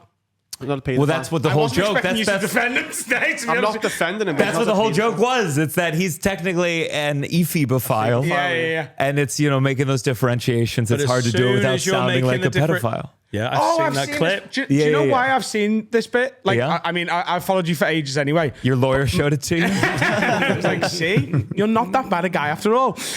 My friend Alfie, who was my opener on the last tour, he had a bit about Prince Andrew with the same idea. Sure. And I had to show him your bit and be like, he's already done it. And it's quite a big clip. Like, I know people. My openers once or twice goes, "Hey, that's actually a Louis bit," and it's hard to not be mad at them, even though they're totally right for pointing it out to you. But yeah, that's he's an ephebophile, and so I don't know if in prison, maybe didn't go to maybe in jail prison they're making those terms a little. Didn't he go to jail for like pissing on people? That I think it was a lot of things. I think it's not just like one. There were many counts against him. Yeah. There was a video of him pissing, I guess I'll say allegedly, on a 15-year-old. And when that came out, that was a long time ago. That is That came out at illegal. a time where people were like, "Did you see this? This guy's zany." And then like a couple years later, he said, "That was bad." None of us were bad for being like, "What the hell is wrong with this guy?" Now we're like, "What is wrong with this guy?" Dude. Yeah. times have changed quickly. Are you saying is he R. Kelly as No, do you people reckon, call like, him R. Kelly? Like they're having a dinner. Oh, R. Kelly's over there. Do you reckon? I reckon that might have been day one. I don't think now that he's been in for a while that the inmates are still like, fucking hell, he's back. This is your But you're Noel saying, do you Edmonds at a keep your wedding thing. nickname? I think you go to prison, you normally get a new nickname. They're not like, I don't think is P. Diddy is where he last left his name, right? Yeah. But he had all sorts of names. That was like always a joke. Now he's Puff Daddy. Now I don't think he's going to get to change it anymore. So do you reckon he's P. Diddy? Well, he's in the one in New York, isn't he? He's in the infamous one in New York. Yeah, I think now he's going like the Christian route. Like that's his defense. He's been bringing like the Bible to the courtroom. So I'm sure he's a Peter, Paul, and Mary or something. He's back to Sean. Yeah. Back Straight to back. Sean. Yeah. Yeah, but what you're asking is, did the other inmates call him it? Yeah, like do you reckon? Do you reckon it's like, oh, that's just Robbie. He's a paedophile. He's a ephebophile. That's like, hey, R. Kelly. I don't think they specify. Robert the pedophile. And also, someone's asking, "Who's that?" in that thing. Someone's going, "Who's that?" Oh, that's just Bobby. I don't know. Like you get there, and you're like, where's R. Kelly? Is Bobby he here? Kelly. You know what I mean? Bobby Or do you Kelly. not care anymore? Do you reckon he's still got the stature? I mean, I think he's one of the most famous people of all time, so probably, yeah. I think the inmates are probably quite excited. But also, if he's in there for ephebophilia or a form of... well, that's not illegal. He's in there for abuse. Do you think now he has to throw What's like... not illegal? Pissing on a 15-year-old girl? That is, yeah. But being attracted to teenagers, which is what ephebophilia isn't illegal. No. Sure. In theory. Abusing the people is. Have you lost a bet? Gianmarco, he's usually not this creepy. It's usually me. I wonder if P. Diddy's still trying to do like, if he's still throwing parties. Maybe he's doing orange parties. Who knows? I mean, that's his clout. I mean, I'm sure you go to prison, you lean on whatever skills you have to, have friends. And that's what he did. Yeah. Have you been following the P. Diddy case? Because we've been trying to follow it in a very loose way. And apparently one of his defenses is he was too drunk to consent to the abuse he was giving people. Really? That's his defense. Is like, well, yeah, all of this happened, but I was the one who was abused because I was always hammered. I'm sure they're throwing everything. I mean, what else are you going to say? That's what I said. I was like, awful man, what he's done. And he did do it. There's no need for allegedly. I think he did it. And there's so many. If he did 10% of it. Yeah. It's still prison for a very long time. Yeah. But as a lawyer, what a defense that is. Yeah. Sure. He was always so drunk that he couldn't possibly know he was doing it. Is the only thing I think he's got. You drink driving? I'm too drunk to know I'm drink driving. Well, think about the first time they came up with the idea of like pleading insanity. Imagine the first time they said, "What the fuck do you say? That's your defense? He's crazy." I mean, that's what it is. And then they wrote it down and they used bigger words, and that's all it is. Just do a few clicks, a little beep boop, and then Yeah. I don't know. The P. Diddy stuff isn't. And I bet you like the same way pedophile, you feel that's like insane. crazy, a little nutty. Bit naughty, yeah. You know. But Christian, you know, Yeah. Christian. When do you at the use end the of it. word nonce? Nonce? Nonce. Is that pedophile? That's a synonym for paedophile, yeah. Yeah, yeah. Okay. Did He's you a say it's a nonce. slur? It's a synonym for I thought you said a slur. I'm like, It is like all- hey, you be respectful to that pedophile. We've suffered a lot. That's your guy's N-word. Yeah, nonce is probably the most common one. Like, that's the one if someone on your street was outed as a paedophile, there's too many letters in paedophile and it's too hard to spell. So we made it nonce so that, like, the graffiti on their windows easier. was always And so the accurate. kids can say it. Yeah. But Yeah. is nonce cover the full ephebophile, hebephile, pedophile Yeah, spectrum? yeah. The thing is, So though, it kind of simplifies it. And, Yeah. and the one down from that is wrongen. yeah. What's that? Like the wrongen. Like, he goes for 16-year-olds, which, you know, you shouldn't be, like, you know what I mean? No, I think that's a nonce. Like, someone who goes for, like, 22-year-olds, even though they're 45, is a wrongen. Yeah, I suppose. Oh, that's wrong. And okay, Yeah. we need that. Yeah. We need that because sometimes people, there's kind of a debate with the word pedophile sometimes gets overused. I mean, that's what the joke is about, but they also do it for 50-year-olds who like hit on 22-year-olds. Yeah. And it goes like, well, if you call them pedophiles, it kind of loses its Well, nonce has been steam. diluted a lot. Nonce gets thrown around too easily now. Yeah, we've Yeah. said it 20 times today. Yeah, if you like flags too much in this country, you get called a flag nonce. And there's no accusation of paedophilia there. If you It's like just, flags? if you have the Union Jack in your garden, and I'm thinking of someone pretty specific here. Well, it's you're a interesting flag to nonce. talk to an American. So the amount of patriotism in America, that just certainly up until recently wasn't really here anymore. There was a big lack of patriotism in the UK and a lot of sort of embarrassment and shame about the British Empire and whatever. And because England is always about 10 to 15 years behind whatever is happening in the States, both in terms of comedy, movies, everything else. We tend to follow your guys' lead eventually. And because the US has sort of gone into this populist right-wing thing where the national identity and America first is sort of back again in a big way, there's portions of the UK which are right-wing, which are doing the same thing. Because of that, a lot of people are like attaching the British flag to their houses again. Oh, and they're God. then called a flag nonce. I've never understood that kind of patriotism for my whole life. I mean, America, first of all, America's too big to love it in its entirety. I mean, even when the people have the flag now, it's usually those people are usually the ones who go, and every liberal should die. And I go, well, it's still there's a huge chunk of that flag that you're waving around. It's just too big of an entity to get behind. Yeah, totally. I know. What you mean. I don't like it. It never seems to proceed. Like whenever people get really patriotic, it usually is to kind of charge up to commit war crimes and feel okay about it. It's never like we're American. Let's help someone. Never. You are only one step away from being dreadful about some sort of race or community. Yeah. When the flags are out and it's the sort of this sense of British culture, you're only ever a sentence away from like a statement that makes everyone Yeah, go, it's "Ooh." we love us, fuck you. It's Yeah, well, always the that. whole idea of patriotism on that level is we need to identify that we are British so that we can identify that this person is not and therefore doesn't deserve our respect or help or time or whatever else. Did you have to do, like when I was in middle school, we had to do a Pledge of Allegiance in the morning. There would be a flag. I pledge allegiance. We don't have a Pledge of Allegiance. You don't. And other states do, and we know it because we've heard it in movies, but we don't have one of them. Sure. It was weird. I mean, they just made us go through the motions. I don't think any of us felt anything. And then I remember like once there was like this third grade, a girl was like, poking me or whatever. And the teacher thought I was fooling around and said to me, that red is for the blood of our soldiers. You're in third grade. And you're like, no, it's not. That flag was made in China.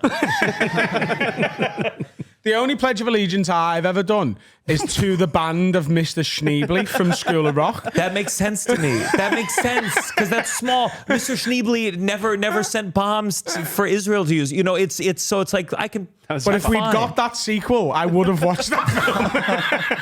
Mr. Schneebly, what? You know, I mean, I've seen School of Rock Mr. with Jack Schneebly's like Black. Birthright was a lot of fun. Ned Schneebly as a hardline Zionist in Oh, that'd be upsetting. School of Rock too.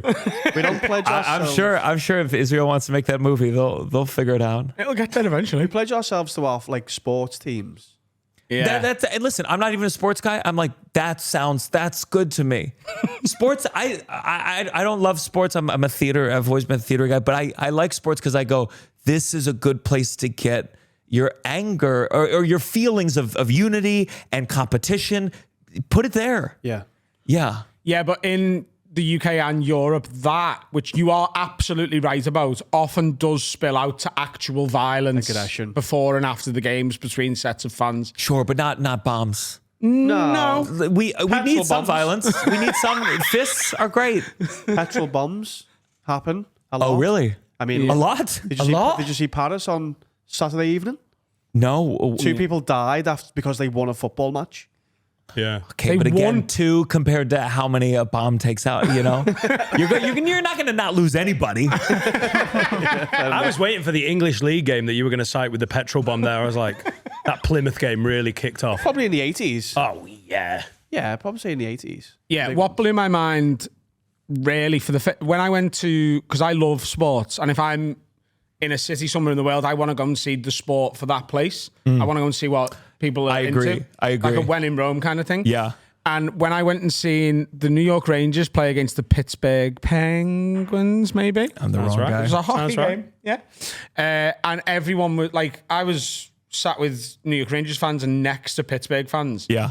That isn't allowed in Europe.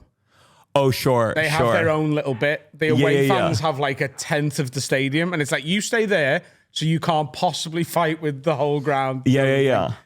But that's, I don't know. I do respect. I recently, the Knicks just lost. They were in the round. And again, I kind of followed just from afar. But I had a friend who's like, he's very calm and collected and a very nice guy. But he said, if you sit with me for this game, you have to understand, you're going to see a side of me you won't like. And I was like, let me see this. I want to see it. And he was mad, you know? I mean, he was hitting the couch and he was cursing and he was, I mean, very frustrated. But I thought, you know, better here than at the restaurant. I mean, truly, he kept saying, he was talking like the Hulk. He was like, you won't like me when the Knicks are losing. and it was intense. And I'm sure it can be tough sometimes, but I'm like, listen, it's contained. I think it's fine. An ex-girlfriend of mine wouldn't be in the same building as me when Liverpool played. Yeah. So like, I would watch it in our flat, and she'd go for a walk or go to the shops or whatever. She was like, I'm like, not just like I don't find it attractive, it lessens my attraction to you. No, but what do you like? Are you going fuck? Are you hitting things? Like, what is your He version? does that in public. Sure, me too. No, but I mean, at a sports game, he could be in. He's the same in his house as he is in the pub. Okay, I have zero self-control with it. sure. Like, and in recent years, Liverpool have been a much better team, so there's less reason to kick off and shout and be angry and upset. But when we were just an average and bad team, and you're watching players who are on a lot of money make really bad, like, Yeah. be bad at the sport, they're getting paid hundreds and hundreds of thousands of pounds to do. I do lose my mind a little bit. And she was just like, I'll be like, what the fuck are you doing?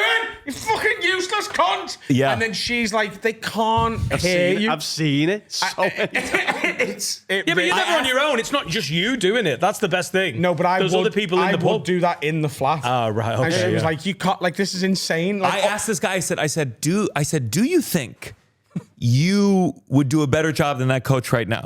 And he said he really, like, reasonably was like, I think that I have a perspective that he's not able to see at this moment. And I thought, and he's so smart. And I thought in that moment, I was like, you are nuts. You are absolutely not.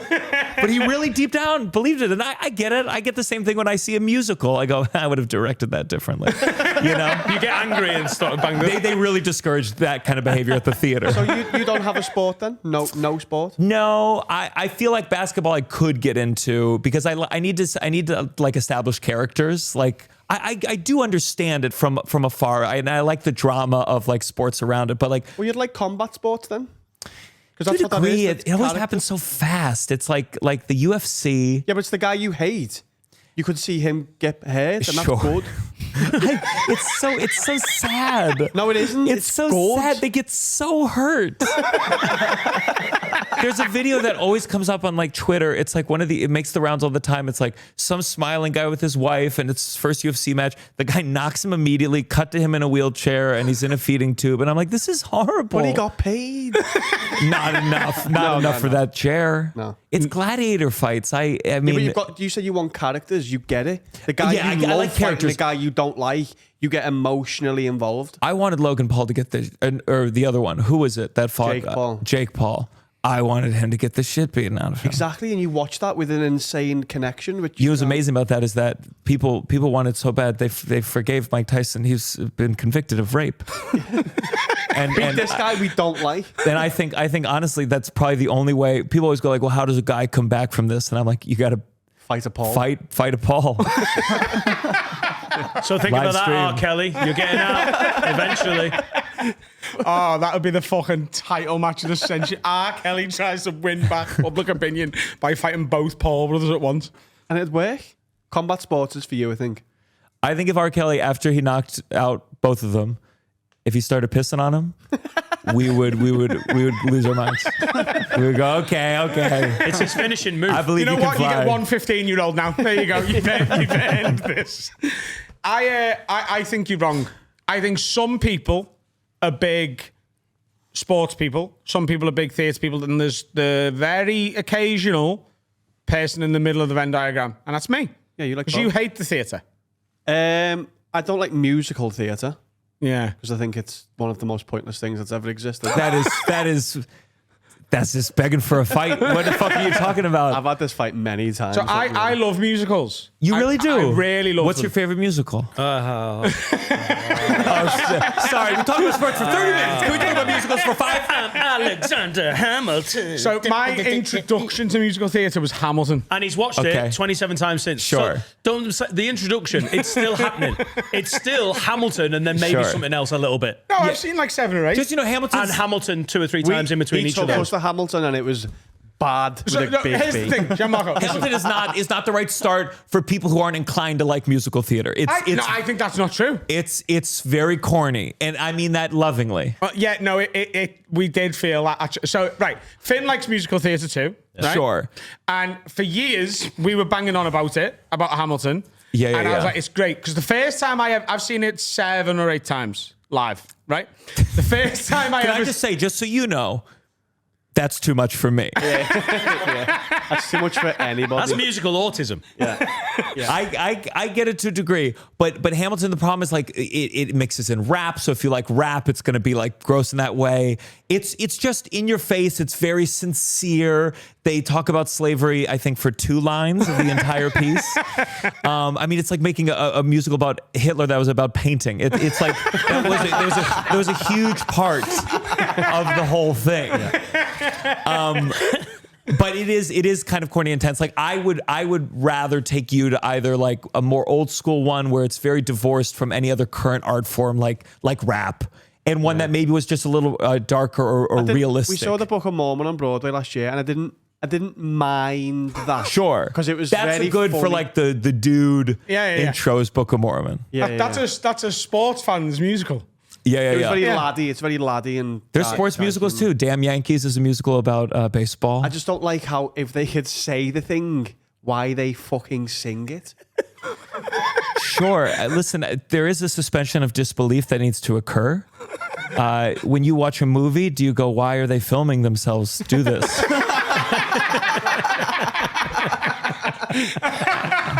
You're having the secret meeting on film? Like, are you out of your mind? All of his favourite music and songs, he'd prefer if they just sort of said it. Just No, 3 minutes sure. of... It's just frustrating when they. I don't mind if it's all music because I'm like whatever, but it's when they're talking and then they go and now we'll sing. I'm like, why? Every kind of spectator thing has some suspension of disbelief. Like, I could look at sports and I could go like, oh, the rules are imaginary. They're made up to support this thing. You have to suspend your disbelief like, oh, it really matters that ball gets into that hoop. I mean, my girlfriend doesn't like, she's warmed up to it, but she says the same thing. It's corny. And I'm like, well, that's not fair. You grew up religious. She grew up Hasidic Jewish. Oh, wow. And I'm like, so someone singing is corny, but some old Jew being like, I'm the Messiah. Like, that's not, that's a suspension of disbelief. Sesame Street? Sesame Street Hasidic Jew. You're like, I'm not even circumcised. There's nothing down there. But it's like the same thing. I mean, it's the same thing with religion, which literally is a belief. You have to suspend it to a certain degree to enjoy the thing. And I think Hamilton is tough because it's sung through. I think it's because I'm quite impatient. I'm like, say it. Like, he's the bad guy. Yeah, no, I don't want to take three. Just say that's the bad guy. I hate exposition in movies as well. I mean, that's the opposite of what I'm saying. I don't want. It just does me head in. Exposition's what you're asking for? No, I know. And that But do you watch ridiculous. a sports game and go, oh, why don't you just shoot him? Like, no need to play this game to figure out who's the best. Why don't you just fight? I don't. It's just he's the bad guy. Now I'm going to spend 4 minutes singing why he's the bad guy. Let me What wait. musical's this, by the way? That is a lot of musicals, to be fair. That is a lot of them. What about is, I joked once saying I'm going the shop as a joke, and what's that in? Come From Away. Did you ever see Come From Away? I don't think I've seen Come From Away, but I'm familiar. Do you know what it's about? No, remind me. It's about the 27 planes that landed in Gander, Newfoundland on 9/11. So when they got diverted, because in Gander they had one of the biggest airports in the world from when Europe couldn't always fly all the way to America directly, they would use it as a refueling airport. Okay. Once aviation got much more advanced, they basically, there's this tiny town in the middle of Newfoundland that just has an enormous airport for no fucking reason whatsoever anymore. Yeah. And on 9/11 they were like, send 27 planes to land there. And those people lived in that village for a week before the airspace opened back up again. Sure. It's about the people on those planes. I love that. That's It's fascinating. It's a phenomenal... And That's a and were you great watching it like, just go back home? No, I haven't seen that, and that actually sounds like a good movie with But a 4-minute number was about them going to the shops. And I jokingly said, they probably sing about going to the shops. And in that movie, someone goes, I'm going to the shops, what would you like? And fucking sings it. But they have to go to the shops to cater for all the people that they've just taken into the town. The music is to extrapolate on the feeling. Like I understand that, yeah. So But it's take when a you do the breath. same chorus twice. You've already said that as well. I'll never get round to it. I've seen The School of Rock on Broadway. I've seen The Phantom of the Opera on Broadway. I've seen Book of Mormon and I've seen Hamilton. I think they're... I want to read your love letters to like a loved one, and you're just like, I love you. What else do you need? I've said it. Yeah, I saw Spirits of the Way. That's not me. That's theatre of love. That's beautiful. Okay. What's your thoughts on, like, I don't think we've ever talked about this. What about movies that are musicals? It's the same. Mamma Mia can fuck off. Again, but Mamma Mia, that's the dregs of musical theater. What's the best musical fit like cinema then? For cinema? I like La La Land. That was amazing. If you think La La Land is amazing, then you do like musicals. La La Land is a very old school musical. Okay, well, I like old school then. That was really nice. Okay, but you didn't see that opening number where they're singing about LA and we're like, we get I traffic. hated that in the traffic. I said They're stuck in traffic. What are they going to do but sing? I said to my partner, watch it, you'll like it. And I was like, right, I gave it a chance. And she went, ignore the first bit. So which parts did you like? The story's beautiful, isn't it? And the ending's gorgeous and the way it happened, that's lovely. But singing in, I'm going to jump on top of my car because I'm in a traffic jam. Fuck off. I can't. Sure, but if you like La La Land, there's some part of you that does the same way that I'm like, well, I like basketball. It's like, okay. Oh yeah, so maybe I'll dip my toe in it, but it's got to be some good shit. Yeah. Cabaret is technically speaking, it's not a musical because all the songs happen on a stage. So it's like real life kind of, but Cabaret is a brilliant musical. Reefer Madness, if you're looking for comedy, Reefer Madness, the movie musical. I think it came out like around when 9/11 happened. So it's one of these things that kind of got buried in, a lot of shows closed that were really good. Bat Boy, the musical. That's not a movie. Bat Boy, the musical is like dark, funny, fucked up. Check it out. Okay, I'll give it a go. Yeah. Come From Away, Book of Mormon, Hamilton, Moulin Rouge, Chicago, famously. Chicago. That's a good movie musical. That was well done. Chicago can go fuck itself to the moon. The whole show. Yeah. Adam lived a part of Chicago. Which part? You murdered someone? I wish. We're going to cut that bit So out. this is obviously what I'm about to say is complete fiction. I went and seen Chicago and watched that. Sat next to somebody who I just found out was stealing from me, a girlfriend. And like we were like, How much did you pay for that ticket? a lot. And we were in New York and we'd had the trip booked. And I was like, oh, well, we'll just deal with this when we get home. I'll try and get over it. Let's go and see the play we've got booked. Yeah. And then we went and watched Chicago. You know, I never liked the movie Crazy Stupid Love, and That's great. I think it's because it was my birthday that day. My dad drove up to Philly to surprise me. I got a Philly cheesesteak. He said, "Hey, you're putting on a couple pounds there, son." And I said, "If you say that one more time, I'm going to throw myself in the middle of the street." I was turning 21, which is too late to say that. But when I told it to a friend, he was like, "Yeah, that's why you don't like Crazy Stupid Love. You saw it the same day that shit happened. You were in a bad mood." It's a good film. Oh, yeah. I imagine I would love Chicago, but it's staying forever and I'll never watch it You again. should try seeing it not sitting next to someone who stole your girl and see if you have any different feelings. No, didn't steal No. his girl. The girl No. stole from Adam. She took his money without him Oh, knowing. forgive me. Oh. And one of the main characters in Chicago is a woman who keeps taking advantage of her fella, stealing from him, and then being an ungrateful little bitch. Oh my. That's Roxy in Chicago, isn't it? Pretty much. That would be like if you saw Hamilton for the first time and you were sitting next to someone who wanted to make their country independent of yours. And you're like, this feels too relatable. It was an intense day. Yeah. Sure. Yeah. Sure. Yeah. Well, don't hold it against Chicago. I haven't even been to Chicago now. I've been keep putting that off. You know, like I go to the States a couple of times a year and I would love Chicago, and I haven't been to Chicago because I think at the back of my head that's just there. it's one of those shows they stunt cast it. It's been around forever and it's okay. But it's like, I'm like, if 5 years, if I keep going, I could be like a 4-week run as the lawyer. They have all sorts of people. They have athletes do it. They have reality TV people I do saw it. Cuba Gooding Jr. do it. In Also, West someone End. who's been in trouble with the law yeah. recently. Bad guy. Yeah, I saw him do that on What's the he West End done? years ago. I think, Some groping. yeah. Just a little bit of groping, you know. We disagree with that on this podcast. We do. Yeah. PSA. But I do think that would count as a, what was the word? Not Nonce. wronging. Wrongin'. Wronging Yeah, over yeah. nonce. Wrongin'.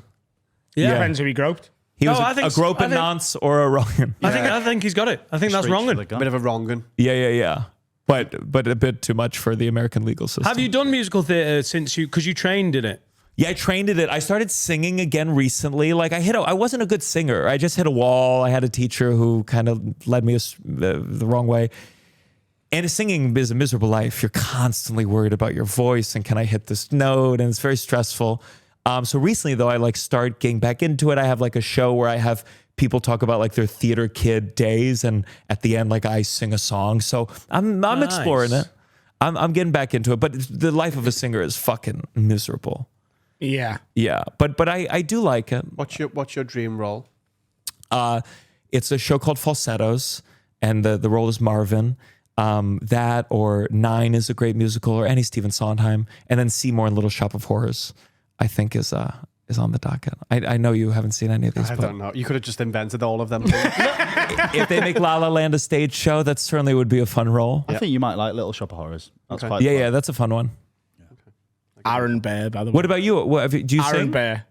You want to play Aaron Burr? Yeah, I can't. I gotta sing, say, there's gonna be a lot of. I would love him to be cast as Not Aaron only Burr. is it going to be the first And, Hamilton with a white cast, they're going to start incorporating the slavery aspect a little bit more in this new version, and that's the one that you're Aaron Burr in. Absolutely. Yeah. Really? Oh, Yeah. mate, sign me up for He's a the best ticket for character that. in the play. What would you Yeah. do, Dan? You don't mind. You did musical theatre, didn't you? I didn't do musical theatre, although you keep saying that I did. He did drama, which is adjacent to musical theatre. That's musical What play did you theatre. do? What, I did a little bit of like amateur dramatics when I was a kid because I wasn't good at sport, and there was girls at amateur dramatics, and I thought that was Sure. great. It was really good. So I was, I did Anne of Green Gables was my first. I played Anne. We were really ahead of our time there. What have I done? Like loads of like Blood Brothers, which is Sure. a famous, yeah. Like I was in That's Blood set in Liverpool. Brothers. Set in this. You guys should do a musical. You should do a play or a musical. Make a musical about your Chicago, that whole experience. Juicy the musical. Oh. Holy shit, that's a great idea. I'd love us to do. £10,000. Oh, yes. You're going to see something upcoming in the next month that you will agree. I think we should do something on the stage. I think it works. All right. I think it's What are they going to say in the next month? That thing we did last the thing week. we did on the stage last week. Oh, yeah. We really paid attention.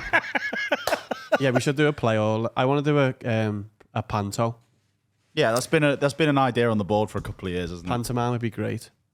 I mean, what is that It's not exactly, really though? a thing in America, is it? Yeah. Oh, is it not? So pantomimes every Christmas in pretty much every like local theatre across the country. I've heard about this, but tell me more. Do like sometimes it's like a Disney thing or it's like No, a there's, fairy tale. there's like 8 old school Yeah. stories, Fairy isn't tale. there? Peter- Aladdin Peter gets Pan, done. Sleeping Peter Pan. Beauty, Jack and the Beanstalk, Cinderella. But like the original, Snow or White. is it the Disney version of it, or like It's not like a gross like Grimm's. fairy the tales. Grimm It's- brothers. It's, And it's more. all- It's camp as yeah, fucking yeah. Christmas. And it's always There's really, always like, drag queens in it. forgotten celebrities will do it. Like, oh, he was on that television show 10 years ago. Now he's in this. Yeah. And there's a formula to it. There's always a character called Buttons, who's like the comic relief. Yeah.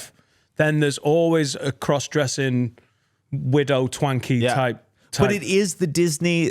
What It's the shows? stories of the. But No, it's not the Disney. No, but it is, isn't it? I went to see Aladdin in Preston at an amateur dramatics for a panto because I did it when I was a kid. I did like Snow White and the Seven Dwarfs. I played Grumpy and I nailed it. I did Sleepy in kindergarten. Yeah, and my mate has stayed doing it as part of her hobby. She's just her hobby. She did Yeah. it when she was a kid. She knows them. She still does it. So me and my friend Emma went and watched, and they did Aladdin, and they had 2 Chinese police officers in the panto. One was called What Went Wong, and the other was called Who Done Pong. Oh, so no, it's not exactly like the Disney. Do you know what I mean? They that put was 2016, by the way. That wasn't like back in the day when you're like, well, you know, it was a bad thing, but That's was the it? amateur ones. The ones like at the Liverpool Empire is going to be a bit more. They're not having those. Oh, by the characters in way, it. listen, I'm like, we're scoffing, but it was my favourite bit of the whole thing. I had to pick myself off the floor. Another element is it's all pop songs. It's all pop songs, Oh, okay. but like the pop songs you can afford the licenses to. There's no like Beatles. There's like C-list celebrity pop songs. And this happens every year. Every year. year, Big money. Every year for at least a month in every It's genuinely town. really difficult to be a stand-up comedian and book a theatre show in December of any year because the big theatres are like, we have panto on. Yeah. Well, you fuck stand-up Matinees. comedy. You should be doing that. All of you should be doing that. We should do a panto at some point. It would be hilarious. I got offered Buttons at Shrewsbury Theatre Yeah. 5 or 6 years ago. Thank God for this fucking Now he's podcast. earning more. Literally. I'd have to update. I'd be like, I'd be the police officer, and it's what went wrong. And That is who my made name. that smell?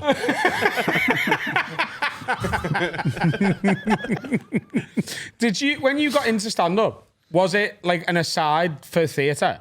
And then you've got so good at stand-up and successful that you've stuck with it? Yeah, I mean, it was. I did a class in college. Like I did like a class where you had to like put up 5 minutes at Caroline's Comedy Club, which is now a ping pong restaurant in New York. And then later I wrote a play. I wrote a play where like I talked to the audience in between the scenes, and all the good feedback was for the part where I was talking to the audience. And so then I got in at this really shitty club that doesn't exist anymore called LOL in New York. And I just became addicted. And while it was going on, I was doing my play for a month, 8 shows a week, and I was bored out of my fucking mind. I hated the parts that didn't work. I couldn't really change it because, you know, there's tech and there's a scene partner, and stand-up felt so much more free, and I was working every night, and I just became hooked. Yeah. And Because it's simpler, but also more difficult. Like, I just think like for me, sometimes I'm like, what I love about stand-up is I need constant feedback in anything I do. Like even if I would write something else, if my poor girlfriend's passed, I would constantly be like, hey, can you look at this? Can you look at this? Can you look at this? And stand-up, it literally is that as an art form. Like I get constantly, oh, that didn't work. Oh, that did work. And so I think that's the part that I love. And I just was like, why do anything other than this? You should call a stand-up special in the future. Can you look at this? Can you look at this? And you're asking the audience that. Yeah. Yeah. I mean, I was seeing a woman when I first started stand-up, and she had done stand-up longer than me. And my God, the hell I put her through. I owe her in some way, because I just every night, the first year of stand-up, you're just like, is this funny? And it's mostly not. It's like being a drug addict as well, isn't it? You can't think about anything else in that first few years. It just takes over. It still does. Like when I get high is when I always have like ideas. Not plenty of them are bad, but I always want to write them down. And sometimes with my girlfriend, I've gotten better. My current girlfriend, where if we're talking at dinner, she's like, okay, can we put like the notes away? Because we'll be talking and I'll be like, that's so funny. And a normal person can go, that's so funny. And we keep talking. Me, I'm like, that's so funny. The world must know. The world must know how funny that was. Yeah. It's an illness. It's a constant fucking... That happens a lot when we go out and talk. Someone else and you need to do that. Yeah. You need to do that. Yeah, on that's stage. a bit. Yeah. That's a bit. We're although you're a producer, you are also, because you and Finn talk so much, you're both comedians now. You're just not stand-up comics. Like you're part of your job every week is to be funny in this room. So when we all go out, it's actually a group of comics. And when someone says that you should do that, you're not doing that with Sarah Kate. No. Like, but when Have you ever had a disagreement about a chunk or like a thing where you're like, if you ever say something funny to each other? Oh, like, who owns it? Three of my like really good guy friends, none of them are comics in that sense. I mean, one does some stand up, but like my podcast co-host is very funny. And once in a while we'll have a conversation, be like, hey, can I like see if I can expand on that? And he's fine with it every time. And I don't know what it would be like.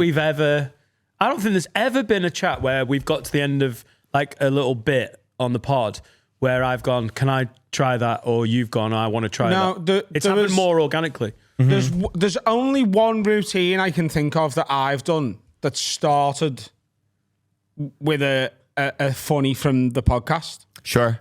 Which was... Really? That's surprising. But again, it goes back to what we started the episode talking about. In my head, anyone who comes to see me do stand-up listens to every minute of this. I know. In my mind, I think the problem is we put out so much shit collectively as comedians these days that I go, you know what? If you want to pay attention to my career this intensely, the same way that people buy Picasso's notes, sorry, it's awful to bring up Picasso as I talk about my comedy, but the same way that people will spend, $1 million on his sketch of a thing.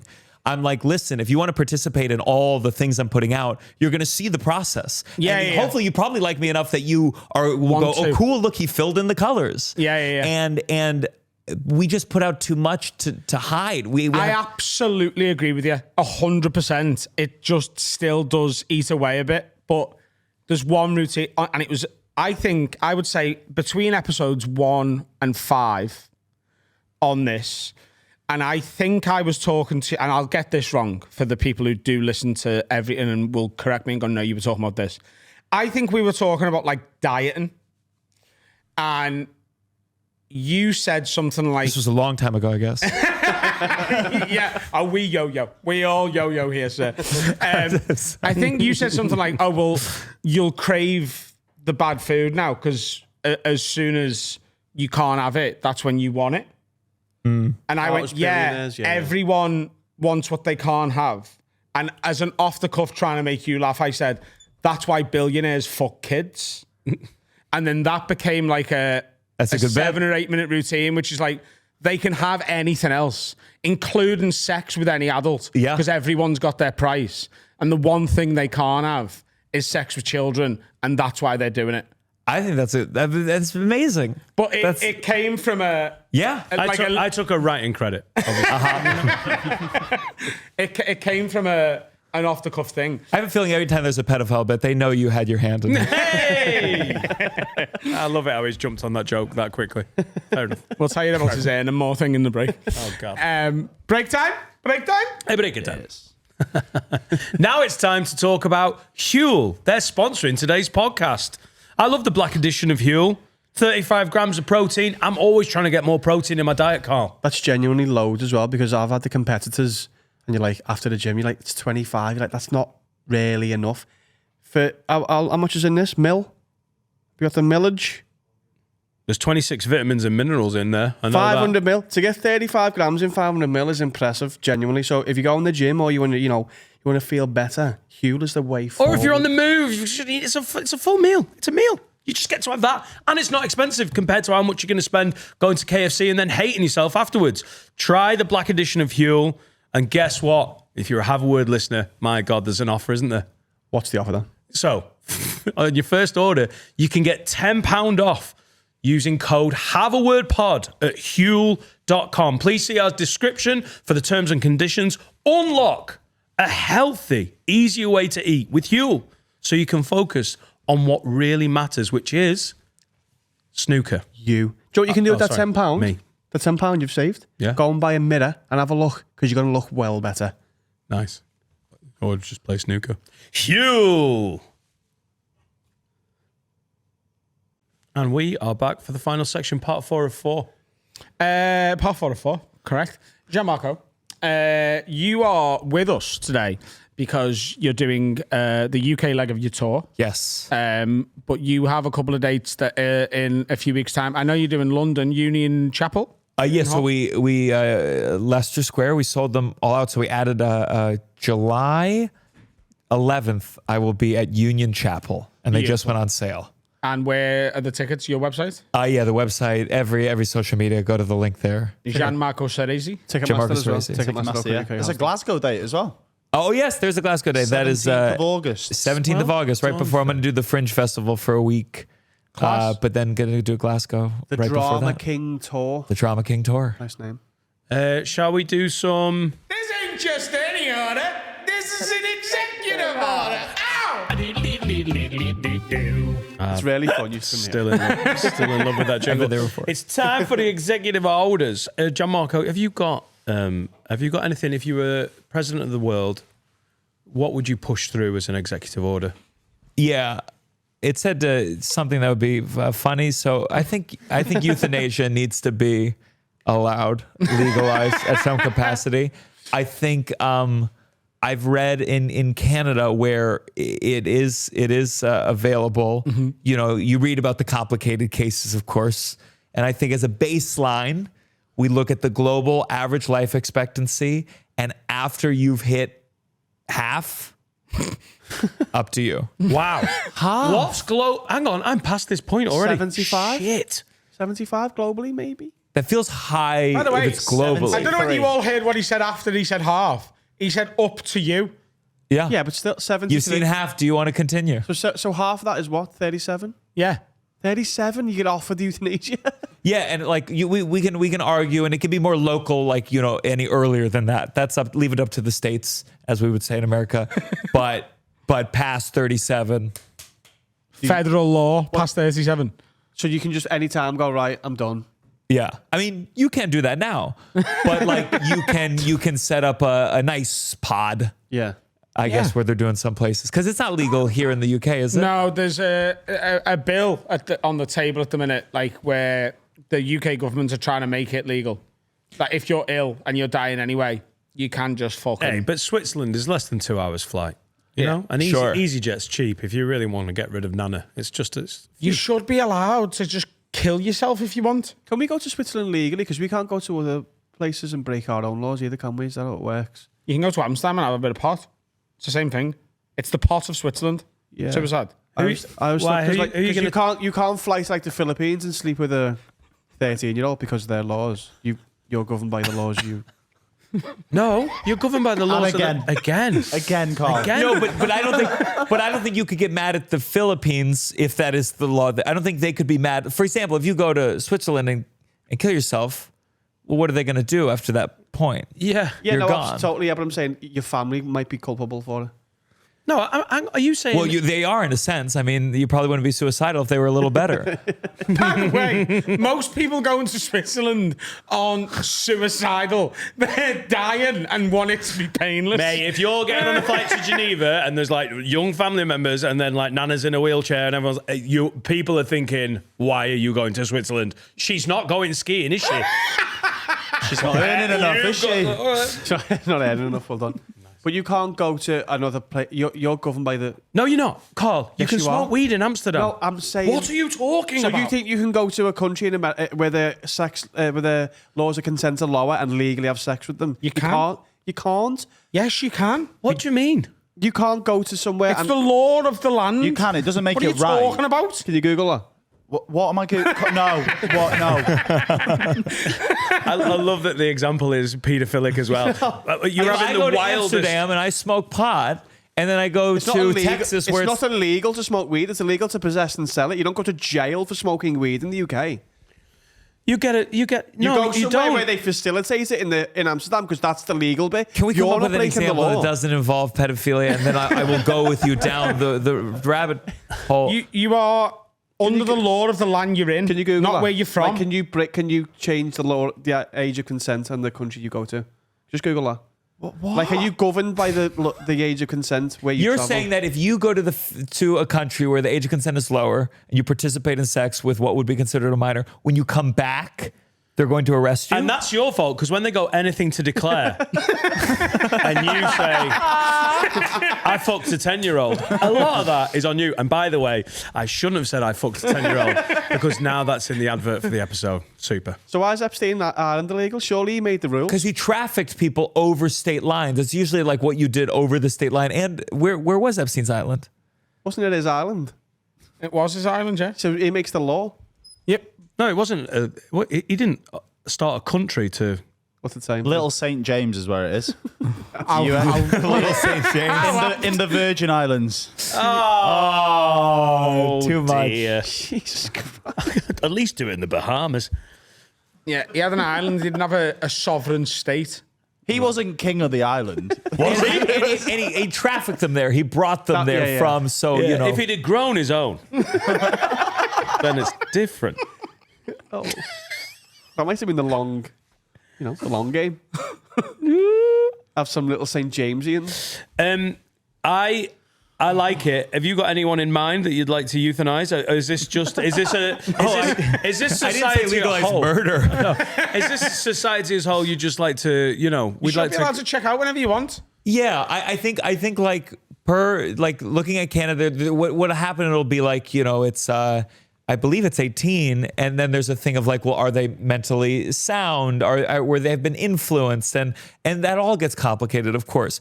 I think though, by 37, come on. Yeah. How old are It's you? up to Are you you. 36? I'm 36. Well, hasn't that worked I out? just feel like, okay, so like, it's like, at least in the States, it's like 18, you can drink, 21, you can buy cigarettes. There's nothing else for me to look forward to. Give me one more. Yeah. 37. The age of euthanasia. Wild in Canada that if you're like, say you're old, because obviously we're saying that everyone should have the choice, but really with euthanasia, it's like, oh, I've had a good life. But it's not. But it's also, I'm sad. It's also, it didn't work out. But in Canada, can't you just stay out in the garden at night in winter? Someone comes and kills you. No, in the winter. does it go to like -20? Like if you want to end your own life in Canada, just forget to go back but again, inside. we can all do that now. We could all kill ourselves with this cactus if we really went for it. But we're talking about a peaceful, regular way. I don't think I've used a bullshit bell on a guest for a while, but I'd love to see it. It keeps going. I would, but it's not legal here yet. Yeah, okay. But it's like we want to create a system. We want to create a way that it can be nice. Yeah. And you can go in somewhere and you It's can not schedule wanting to it. die. It's wanting to die in comfort, isn't it? But is there a barrier? Is there one step before that where they try and talk you out of it? I think I don't know what it is in Canada, but I'm sure it's not like done at the pharmacy. Like you have to go in and make an appointment, and you probably have to fill out some bullshit questionnaire, like you do for almost anything else medical. Yeah. What? And you I just, wonder if they do take walk-ins though, if they're not fully booked. Sure, Like, can Bar you that go and be over. like, but you got a pod for two? it'll be like me and tattoo parlor rules, where it's like you can't be wasted. Yeah. Kill yourself when you're sober. Oh, lad, he was that lad and he killed himself by accident in a euthanasia clinic. I think they should connect it to the tattoo parlor. So it's like, what did I do? I'll just pop next door. I think if you're ill and it's irreparable, then I absolutely agree. Yeah. Sure. But I think even if just you're done. But they could get creative with it as well. Yours is just 37 and a bit tired. Again, if you don't want to do it, you don't do it. Yeah, of course. The only reason the state wants to keep you alive is so they can keep you working. Yeah, especially here. I think if they do it, Euthanasia is the one medical procedure that they can't bill you for after the fact, and that's why they're against. oh yeah, it. it's cash up front. Oh yeah, is it free? I'm sure it's Switzerland. I'm sure they're charging. It's definitely not check to follow, is it? Like, Boxing next week, lad. Do you get like a spa weekend first? I think you could. I You think don't just turn up. it could become a whole cottage possibilities industry. are endless. It could be. There could be like death restaurants where they just sprinkle a bit of arsenic and you turn them to soup. Death runs. And also, by the At way, least as it's the pudding. That's great. At least it's the pudding. Don't sprinkle arsenic on my starter. $5 grand for cheap. Dignitas. It's cheap. It's more expensive for a funeral. how much You is have it? to have that as well, though. Yeah, but They offer that. But I'm saying like. But they can charge that because They offer funeral services as well. They'll do you a package that's $7.5 grand.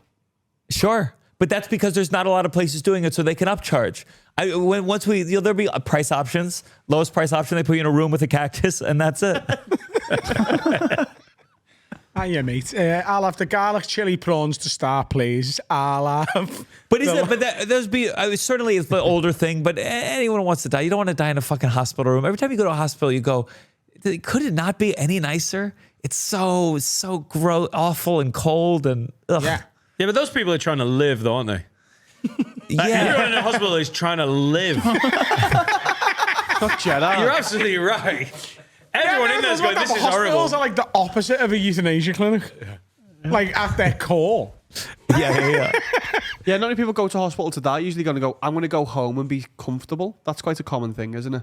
Like you've got a week to live, you may as well go home and at least die in your own bed. Sure, if you know you have a week to live. Yeah. They a lot of times, like our Jimmy Carter was our former president who just died, and he was in hospice for over a year. It was crazy. Yeah. So he went home, and they said, "Oh, it's been a while now. What are you up? We're trying to Airbnb this room. What's going on?" We know about Jimmy Carter dying because every year we do a dead pool, and Carl had him. Was Did it I? you? No, I had someone who died the day before. New Yeah, Year's it was Eve. him. Yeah, but I didn't get the point. Did I? Oh, No. yeah, sorry. Yeah, it was him. I had Jimmy Carter in the Deadpool, and Wait, he was already in hospice at this point. I didn't know that though. Oh, you didn't know that? Yeah, you did. You saw a picture of him looking like a Egyptian mummy and was like, It was a very cynical bit. Yeah, but That's like betting on the game when it's 49-0. So we pick 3 every year, but we did it the week before New Year's. But they have to die in 2025, so he went too early. He died too early and cost me a point. Yeah, and he suffered for it. I picked Malcolm in the Middle, which I thought was a wild guess. Malcolm But if X. it comes in, I didn't pick Malcolm X, no. For a few reasons. I do think this should be done. I think there should be more and more creative ways to do it. I think there could be restaurants. There could be like those rage rooms. They're not. Do you know what a rage room is? Oh, yeah. You can go and smash stuff up. No one's really going to them anymore. They've had their 5 minutes. Repurpose them where you can go in. They put a bomb up your ass and you just blow up in the room. Oh, I thought you were saying you go. Yeah, and you get they to hate beat your nana to death. That's This is 2 for 1.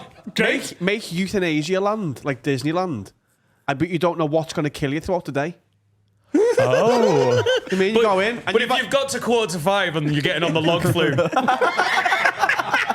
you've got a sneaking suspicion. yeah, but it could get to dinner time. You're like, oh, it could be the dinner, and then it's not. Someone just comes in and blows your head off.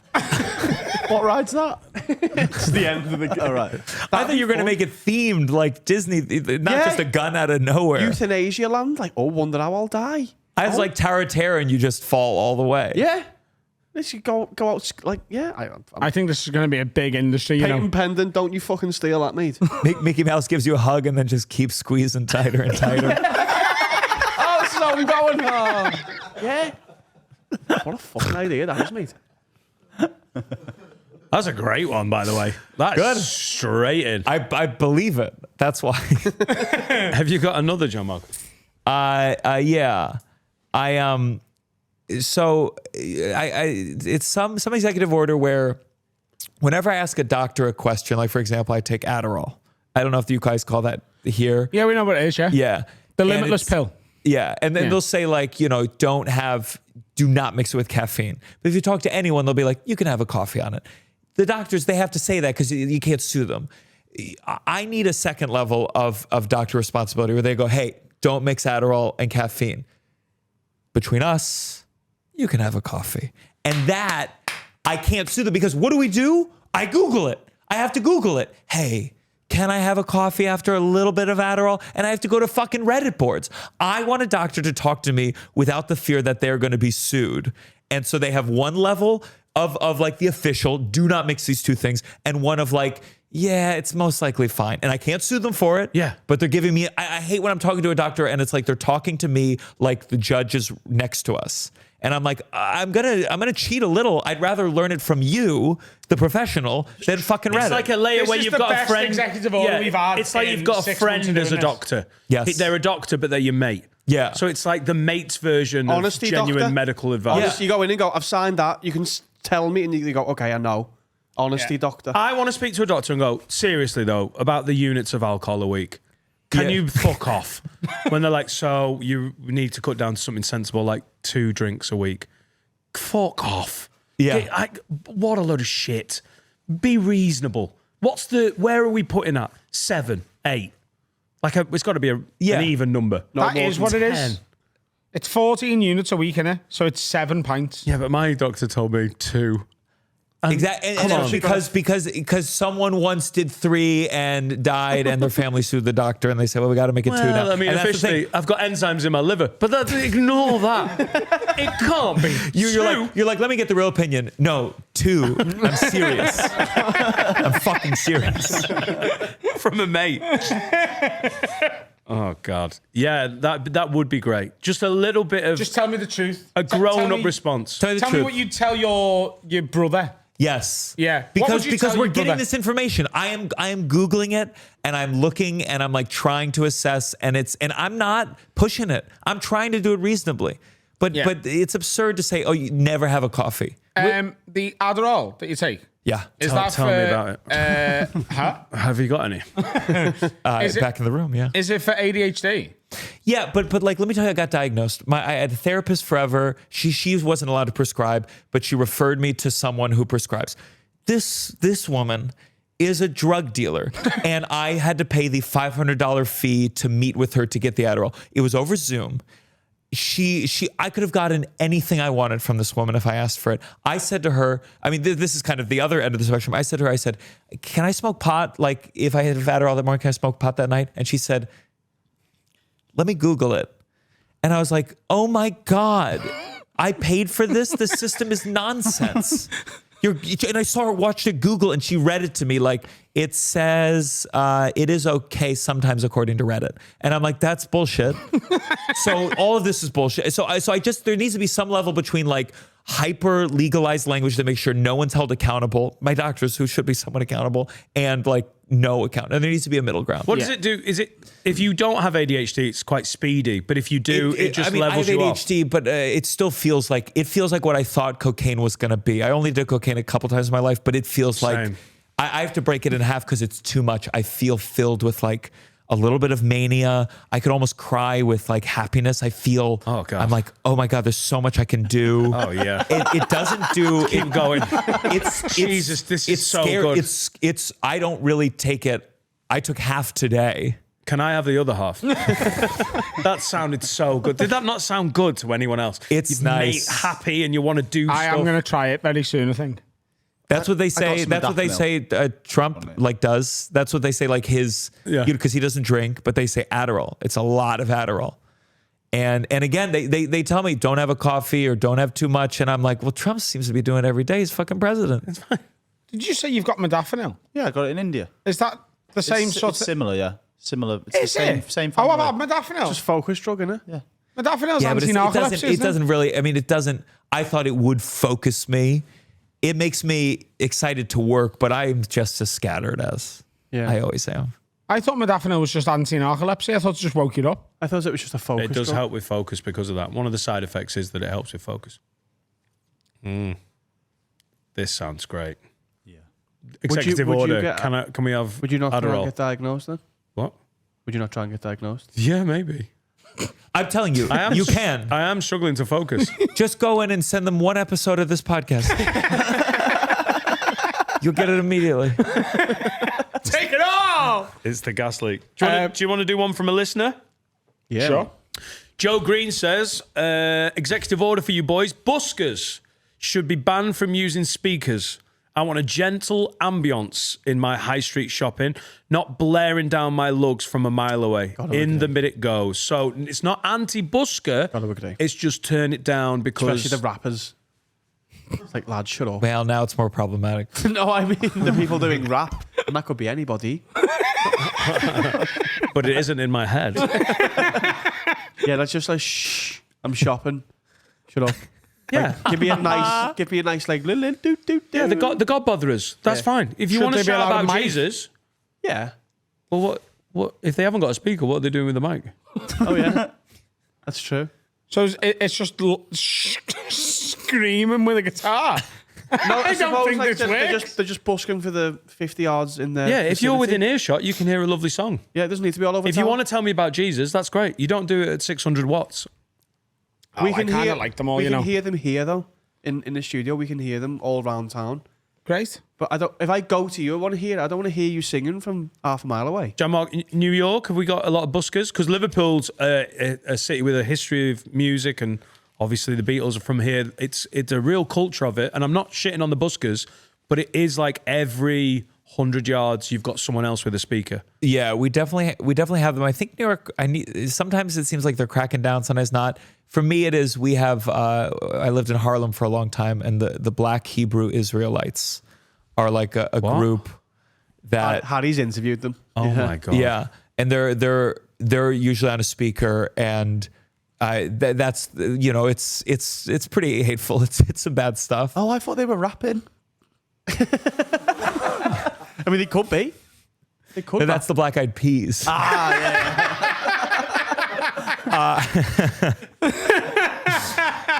No, but they'll be out there and they blame their women should do this and white people are the devil and no matter how much I beg, they won't let me join. So I agree. I do agree. There certainly needs to be a decibel meter and yes, sometimes I go further. Sometimes when I'm really feeling anti-technology, I'm like, no one should have microphones. We should all be limited. We should all be limited by the power of our own instrument. We don't need an arena Gianmarco, show. you're a comedian. I know, but don't you think we'd all be in a better place if like the most we could do is 150 seater? Well, that's why they had amphitheaters, isn't it, to make the sound travel better? Sure. We could just build them again. Yeah. And you'd have to pay attention. Yeah. There was a famous gig in there is a famous gig still in Dublin called the International, which is like a classic above a pub gig, and it seats I think 60. And I've wanted to do it since I very first started stand up, and I think they only introduced having a microphone and a PA about 3 or 4 years They ago. should get, I think, an acoustic stand-up set. I've done a couple shows. I was in Portland where the electricity went out, and like I got everyone. They had a little candle on their table, so we brought it all closer. And I just, I'm a theater kid. I can project, and there's a feeling of like there's a real intimacy It's a to siege it. mentality. It's us against the world. I saw Mumford & Sons in a small venue recently, and the last 3 songs they unplugged everything and just did it with. That had to have been cool. Yeah, it was the best 3 songs of the entire thing because it was like, wow, this is insane. The fact that they can do that with just them there and we can all hear it, that was good. Well, Yeah. the Globe in London, the Shakespearean theatre, they do it as it was done in the 16th century, don't they? And that's part of the magic. Yeah.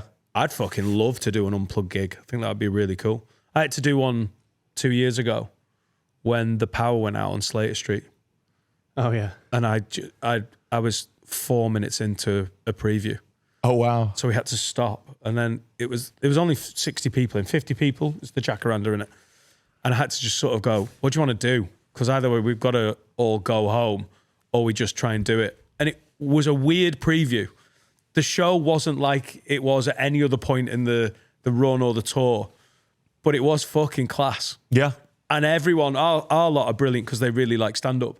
But everyone was like, oh, this is weird. There wasn't no one said a word out of place. It was fucking cool. Yeah. So, yeah. I agree. Did you have any more? Yeah, I do. I think landlords should have to live in the complex that they rent from for a couple reasons. One, I think if they know the tenants know where they live, they're going to be on their best behavior. I'm not saying we're going to do anything, but you know where I live, I should get to know where you live. Second, they have to deal with the water and the heat and the AC. They have to experience what I experience because I've been to so many New York City apartments where when it's freezing cold, no heat. When it's fine, blaring heat. And you have to call and try to explain why this is unacceptable. And they don't know. They're in Bermuda somewhere. And they're like, it's lovely outside. You're like, it's freezing here. And I think if they had to live in their own complex, first, it would prevent people from owning too much land and renting out too much, which I think is a mistake. It limits it. And B, they would be interested in maintaining their unit for themselves as well. Yeah. Don't mind it. Would you want to live with your landlord? I mean, you've just stopped renting, but It's different in the UK, though. The problem Gianmarco's talking about is landlords in America buying an entire building of flats. oh yeah. I live in a house that's been converted into 2 flats. I wouldn't really give a fuck whether the landlord was upstairs or not. But like, if it's in an apartment block, that's a totally different. Like, anyone who owns an apartment block in Liverpool, yeah, the landlord should live. They can have the penthouse. They can have the best one. But it's in the same conditions as every other one. Yeah. Respect it. All the landlord stuff's murky as fuck, innit? It is murky. I know it's been going on for like thousands of years. People have owned buildings and gone, listen, you just pay me a little bit of money and you can live in it, but I still own the building and keep the value of that. Well, the next generation... But the fact that it's still keeping people in poverty now, even though the government over here are trying to encourage people to buy their own houses and trying to limit the money landlords can make from renting out, it's still fucking murky, isn't it? Think you'd ever be a landlord? Yeah. I'm looking into it now. But until I own a buy-to-let property, it's disgusting. Surely teenagers now, there's only a very small percentage of people who are going to own their own. I can't believe I've just bought a house. I cannot believe that I've found a way to do that. Like, it seemed so... Yeah, but you're in a privileged position where you can do that. But I'm saying there's a generation of people who are going to live like a regular life with a regular wage who can't buy a house. But that's my thing. I'm like, I just think there's always the problem where either landlord owns too much property and then they abuse people or they kick people. I just think if a landlord has to experience the consequences of their business model, if their tenants have mice, they have mice. Yeah. Oh, it's great. I like got us fucking socialist on the couch, and I like it. Yeah. But it's a socialist. I'm still allowing the room for landlord. They can exist. Yeah. They just have to be next door. We got one more from the listeners? We do. Duncan in Scunthorpe. Have you played Scunthorpe yet, Gianmarco? I recommend it next European tour. Hello, Lids. I'm 6'2", about 100 kilograms, so not small. My issue is that a lot of toilet seats are getting smaller. Either I've got to take a plot whilst holding my cock so it doesn't touch the bowl, flex, or get full-blown AIDS from the having contact with the rim, and also risk having the piss run over the top and down the front. So, can we make toilets one decent universal size, please? Also, I'm not disabled, but I do enjoy their loos. Whilst ready to reply, not all disabilities are visible if challenged. It's just him saying he's got a big willy.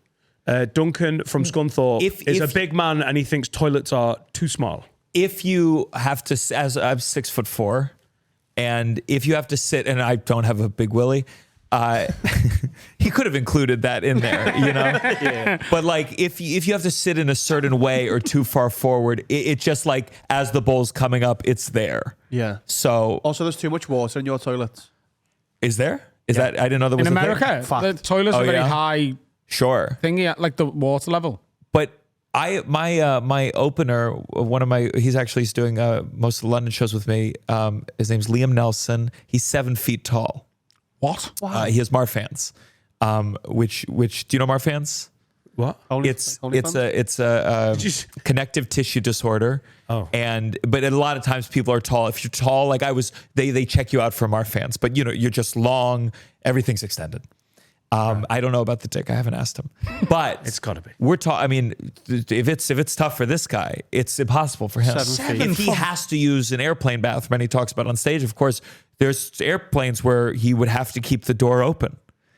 And it's like, so I do agree that these toilets cannot be this small, and they've gotten away with murder. And especially in his case, I go, he literally can't use it. Yeah. It The reminds me of anxiety that would give me leaving a toilet door open. on the airplane. Andre the Giant. You ever see there's a documentary about Andre the Giant? Your opener's Andre the Giant. What? Your opener is Andre the Giant. He's dead. Did he do one that big? That it No, made the whole- he just called him Andre the Regular. and Andre the Giant, with all the money he had when he flew, they said in the documentary, he was gigantic. They had to pull the first class curtain and the other curtain, put a bucket down, and he'd shit in the middle of the plane because he couldn't go in the room. He used to poo in the bath. If he shits on a flight, if you get on a flight with an Andre the Giant shits behind a curtain, that is your honeymoon in the fucking bin before you've even taken off. Yeah. Oh my He's like, God. how big was he? 7'2", wasn't he? So you're waiting for your flight. You see Andre the Giant, and he's got Taco Bell in front of him, and you're like, Andre, no, let's get you some salad. I'd kind of like that if I was on that plane. Imagine getting to say. If it was Andre the Giant, but what if Yeah. it was just a big guy? Yeah, if it no, wasn't a that's different. famous tall guy and it was just a tall guy, you'd be like, oh, come. It was But if it was Gianmarco Andre the Soresi's Giant, opener. I'd be fucking paying for the Wi-Fi to text you, lad. You're not going to believe this. I can currently smell Andre the Giant's shite. Yeah, Would that not be?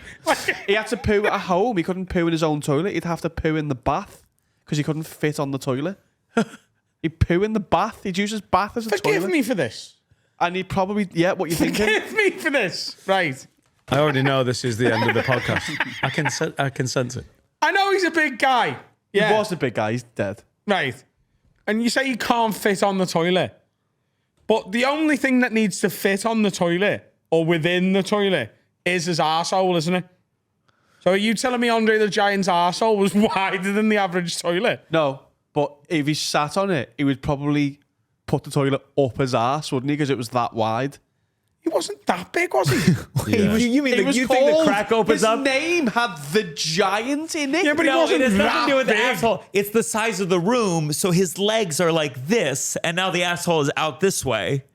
So I think he needs to move to a bigger house, mate. Ginormous. This is I'm sure his house had. I'm sure we couldn't use his house toilet. How big was he? We'd say is that not the using bath? his bath. Why did you leave water in the bath? Right. Oh yeah, and the toilets probably weren't strong enough to support That's what it is. his If it- frame. And he just squat. No, I've never met the fella. Even he needs to move to a bigger house. He was ginormous. And Just like, accept he's died. both ways as well. It wasn't like he was a skinny tall guy like a basketball player. He was fucking ginormous. If you see a picture of him holding a beer, Yeah. you really get a sense of, oh my god, this Oh, is the really? biggest man in the world. So do you know Oh, the right, little beers and Woolworths, and you Yeah. joke about it. That is true for him. Right, okay. Yeah, like he was an insane man. Poor guy. Yeah. I'm kind of glad I'm, Not just Andre like the Giant. 6 inches above the average height. He's 6'3". Or whatever number he makes up today. I'm 6'3". In heels. In certain heels, I'm 7-inch 6'3". heels. He's 6'3". But like the anxiety that would give me, like we went on a night out the other night, and I have IBS, so my stomach's not great, and I get anxiety about it. Like if I'm gonna have to go in a public toilet, I'm Yeah. like, oh, I hope this isn't a bad one, because if there's someone else in the room, it's gonna be bad. So the other night, because we were in this city, I left the nightclub to come here to do it here. Yeah. And I'm so glad that I did that because it was a crime. I went to my girlfriend's friend's wedding, and we stayed at Airbnb, me and 5 other people, like 2 couples, 3 singles, and there was 1 bathroom. And I was like, you know what? I'd rather have 1 bedroom, 5 bathrooms. Let's all share a bed. And that's much less. That's much more comfortable for me than to with adults after a wedding where we're going to town. Mm-hmm.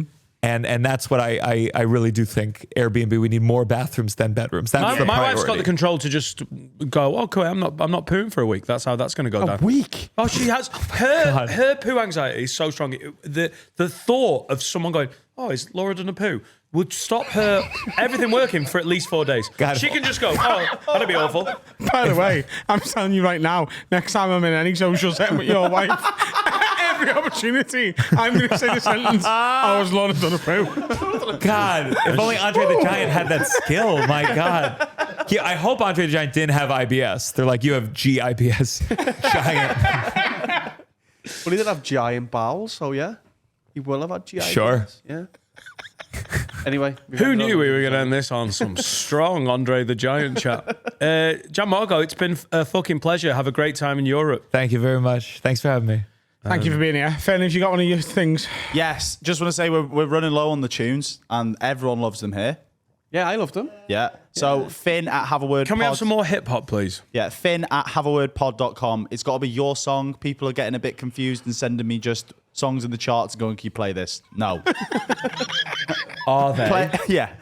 It's got to be your song that you've got the copyright to, or your mate's band, all of that stuff. This week is a band called Sun Charmer, and this is their tune, In the Mood for Love. Nice. Cool. Okay. Bye-bye. See you next week. Well, that's an episode. Bye, Felicia.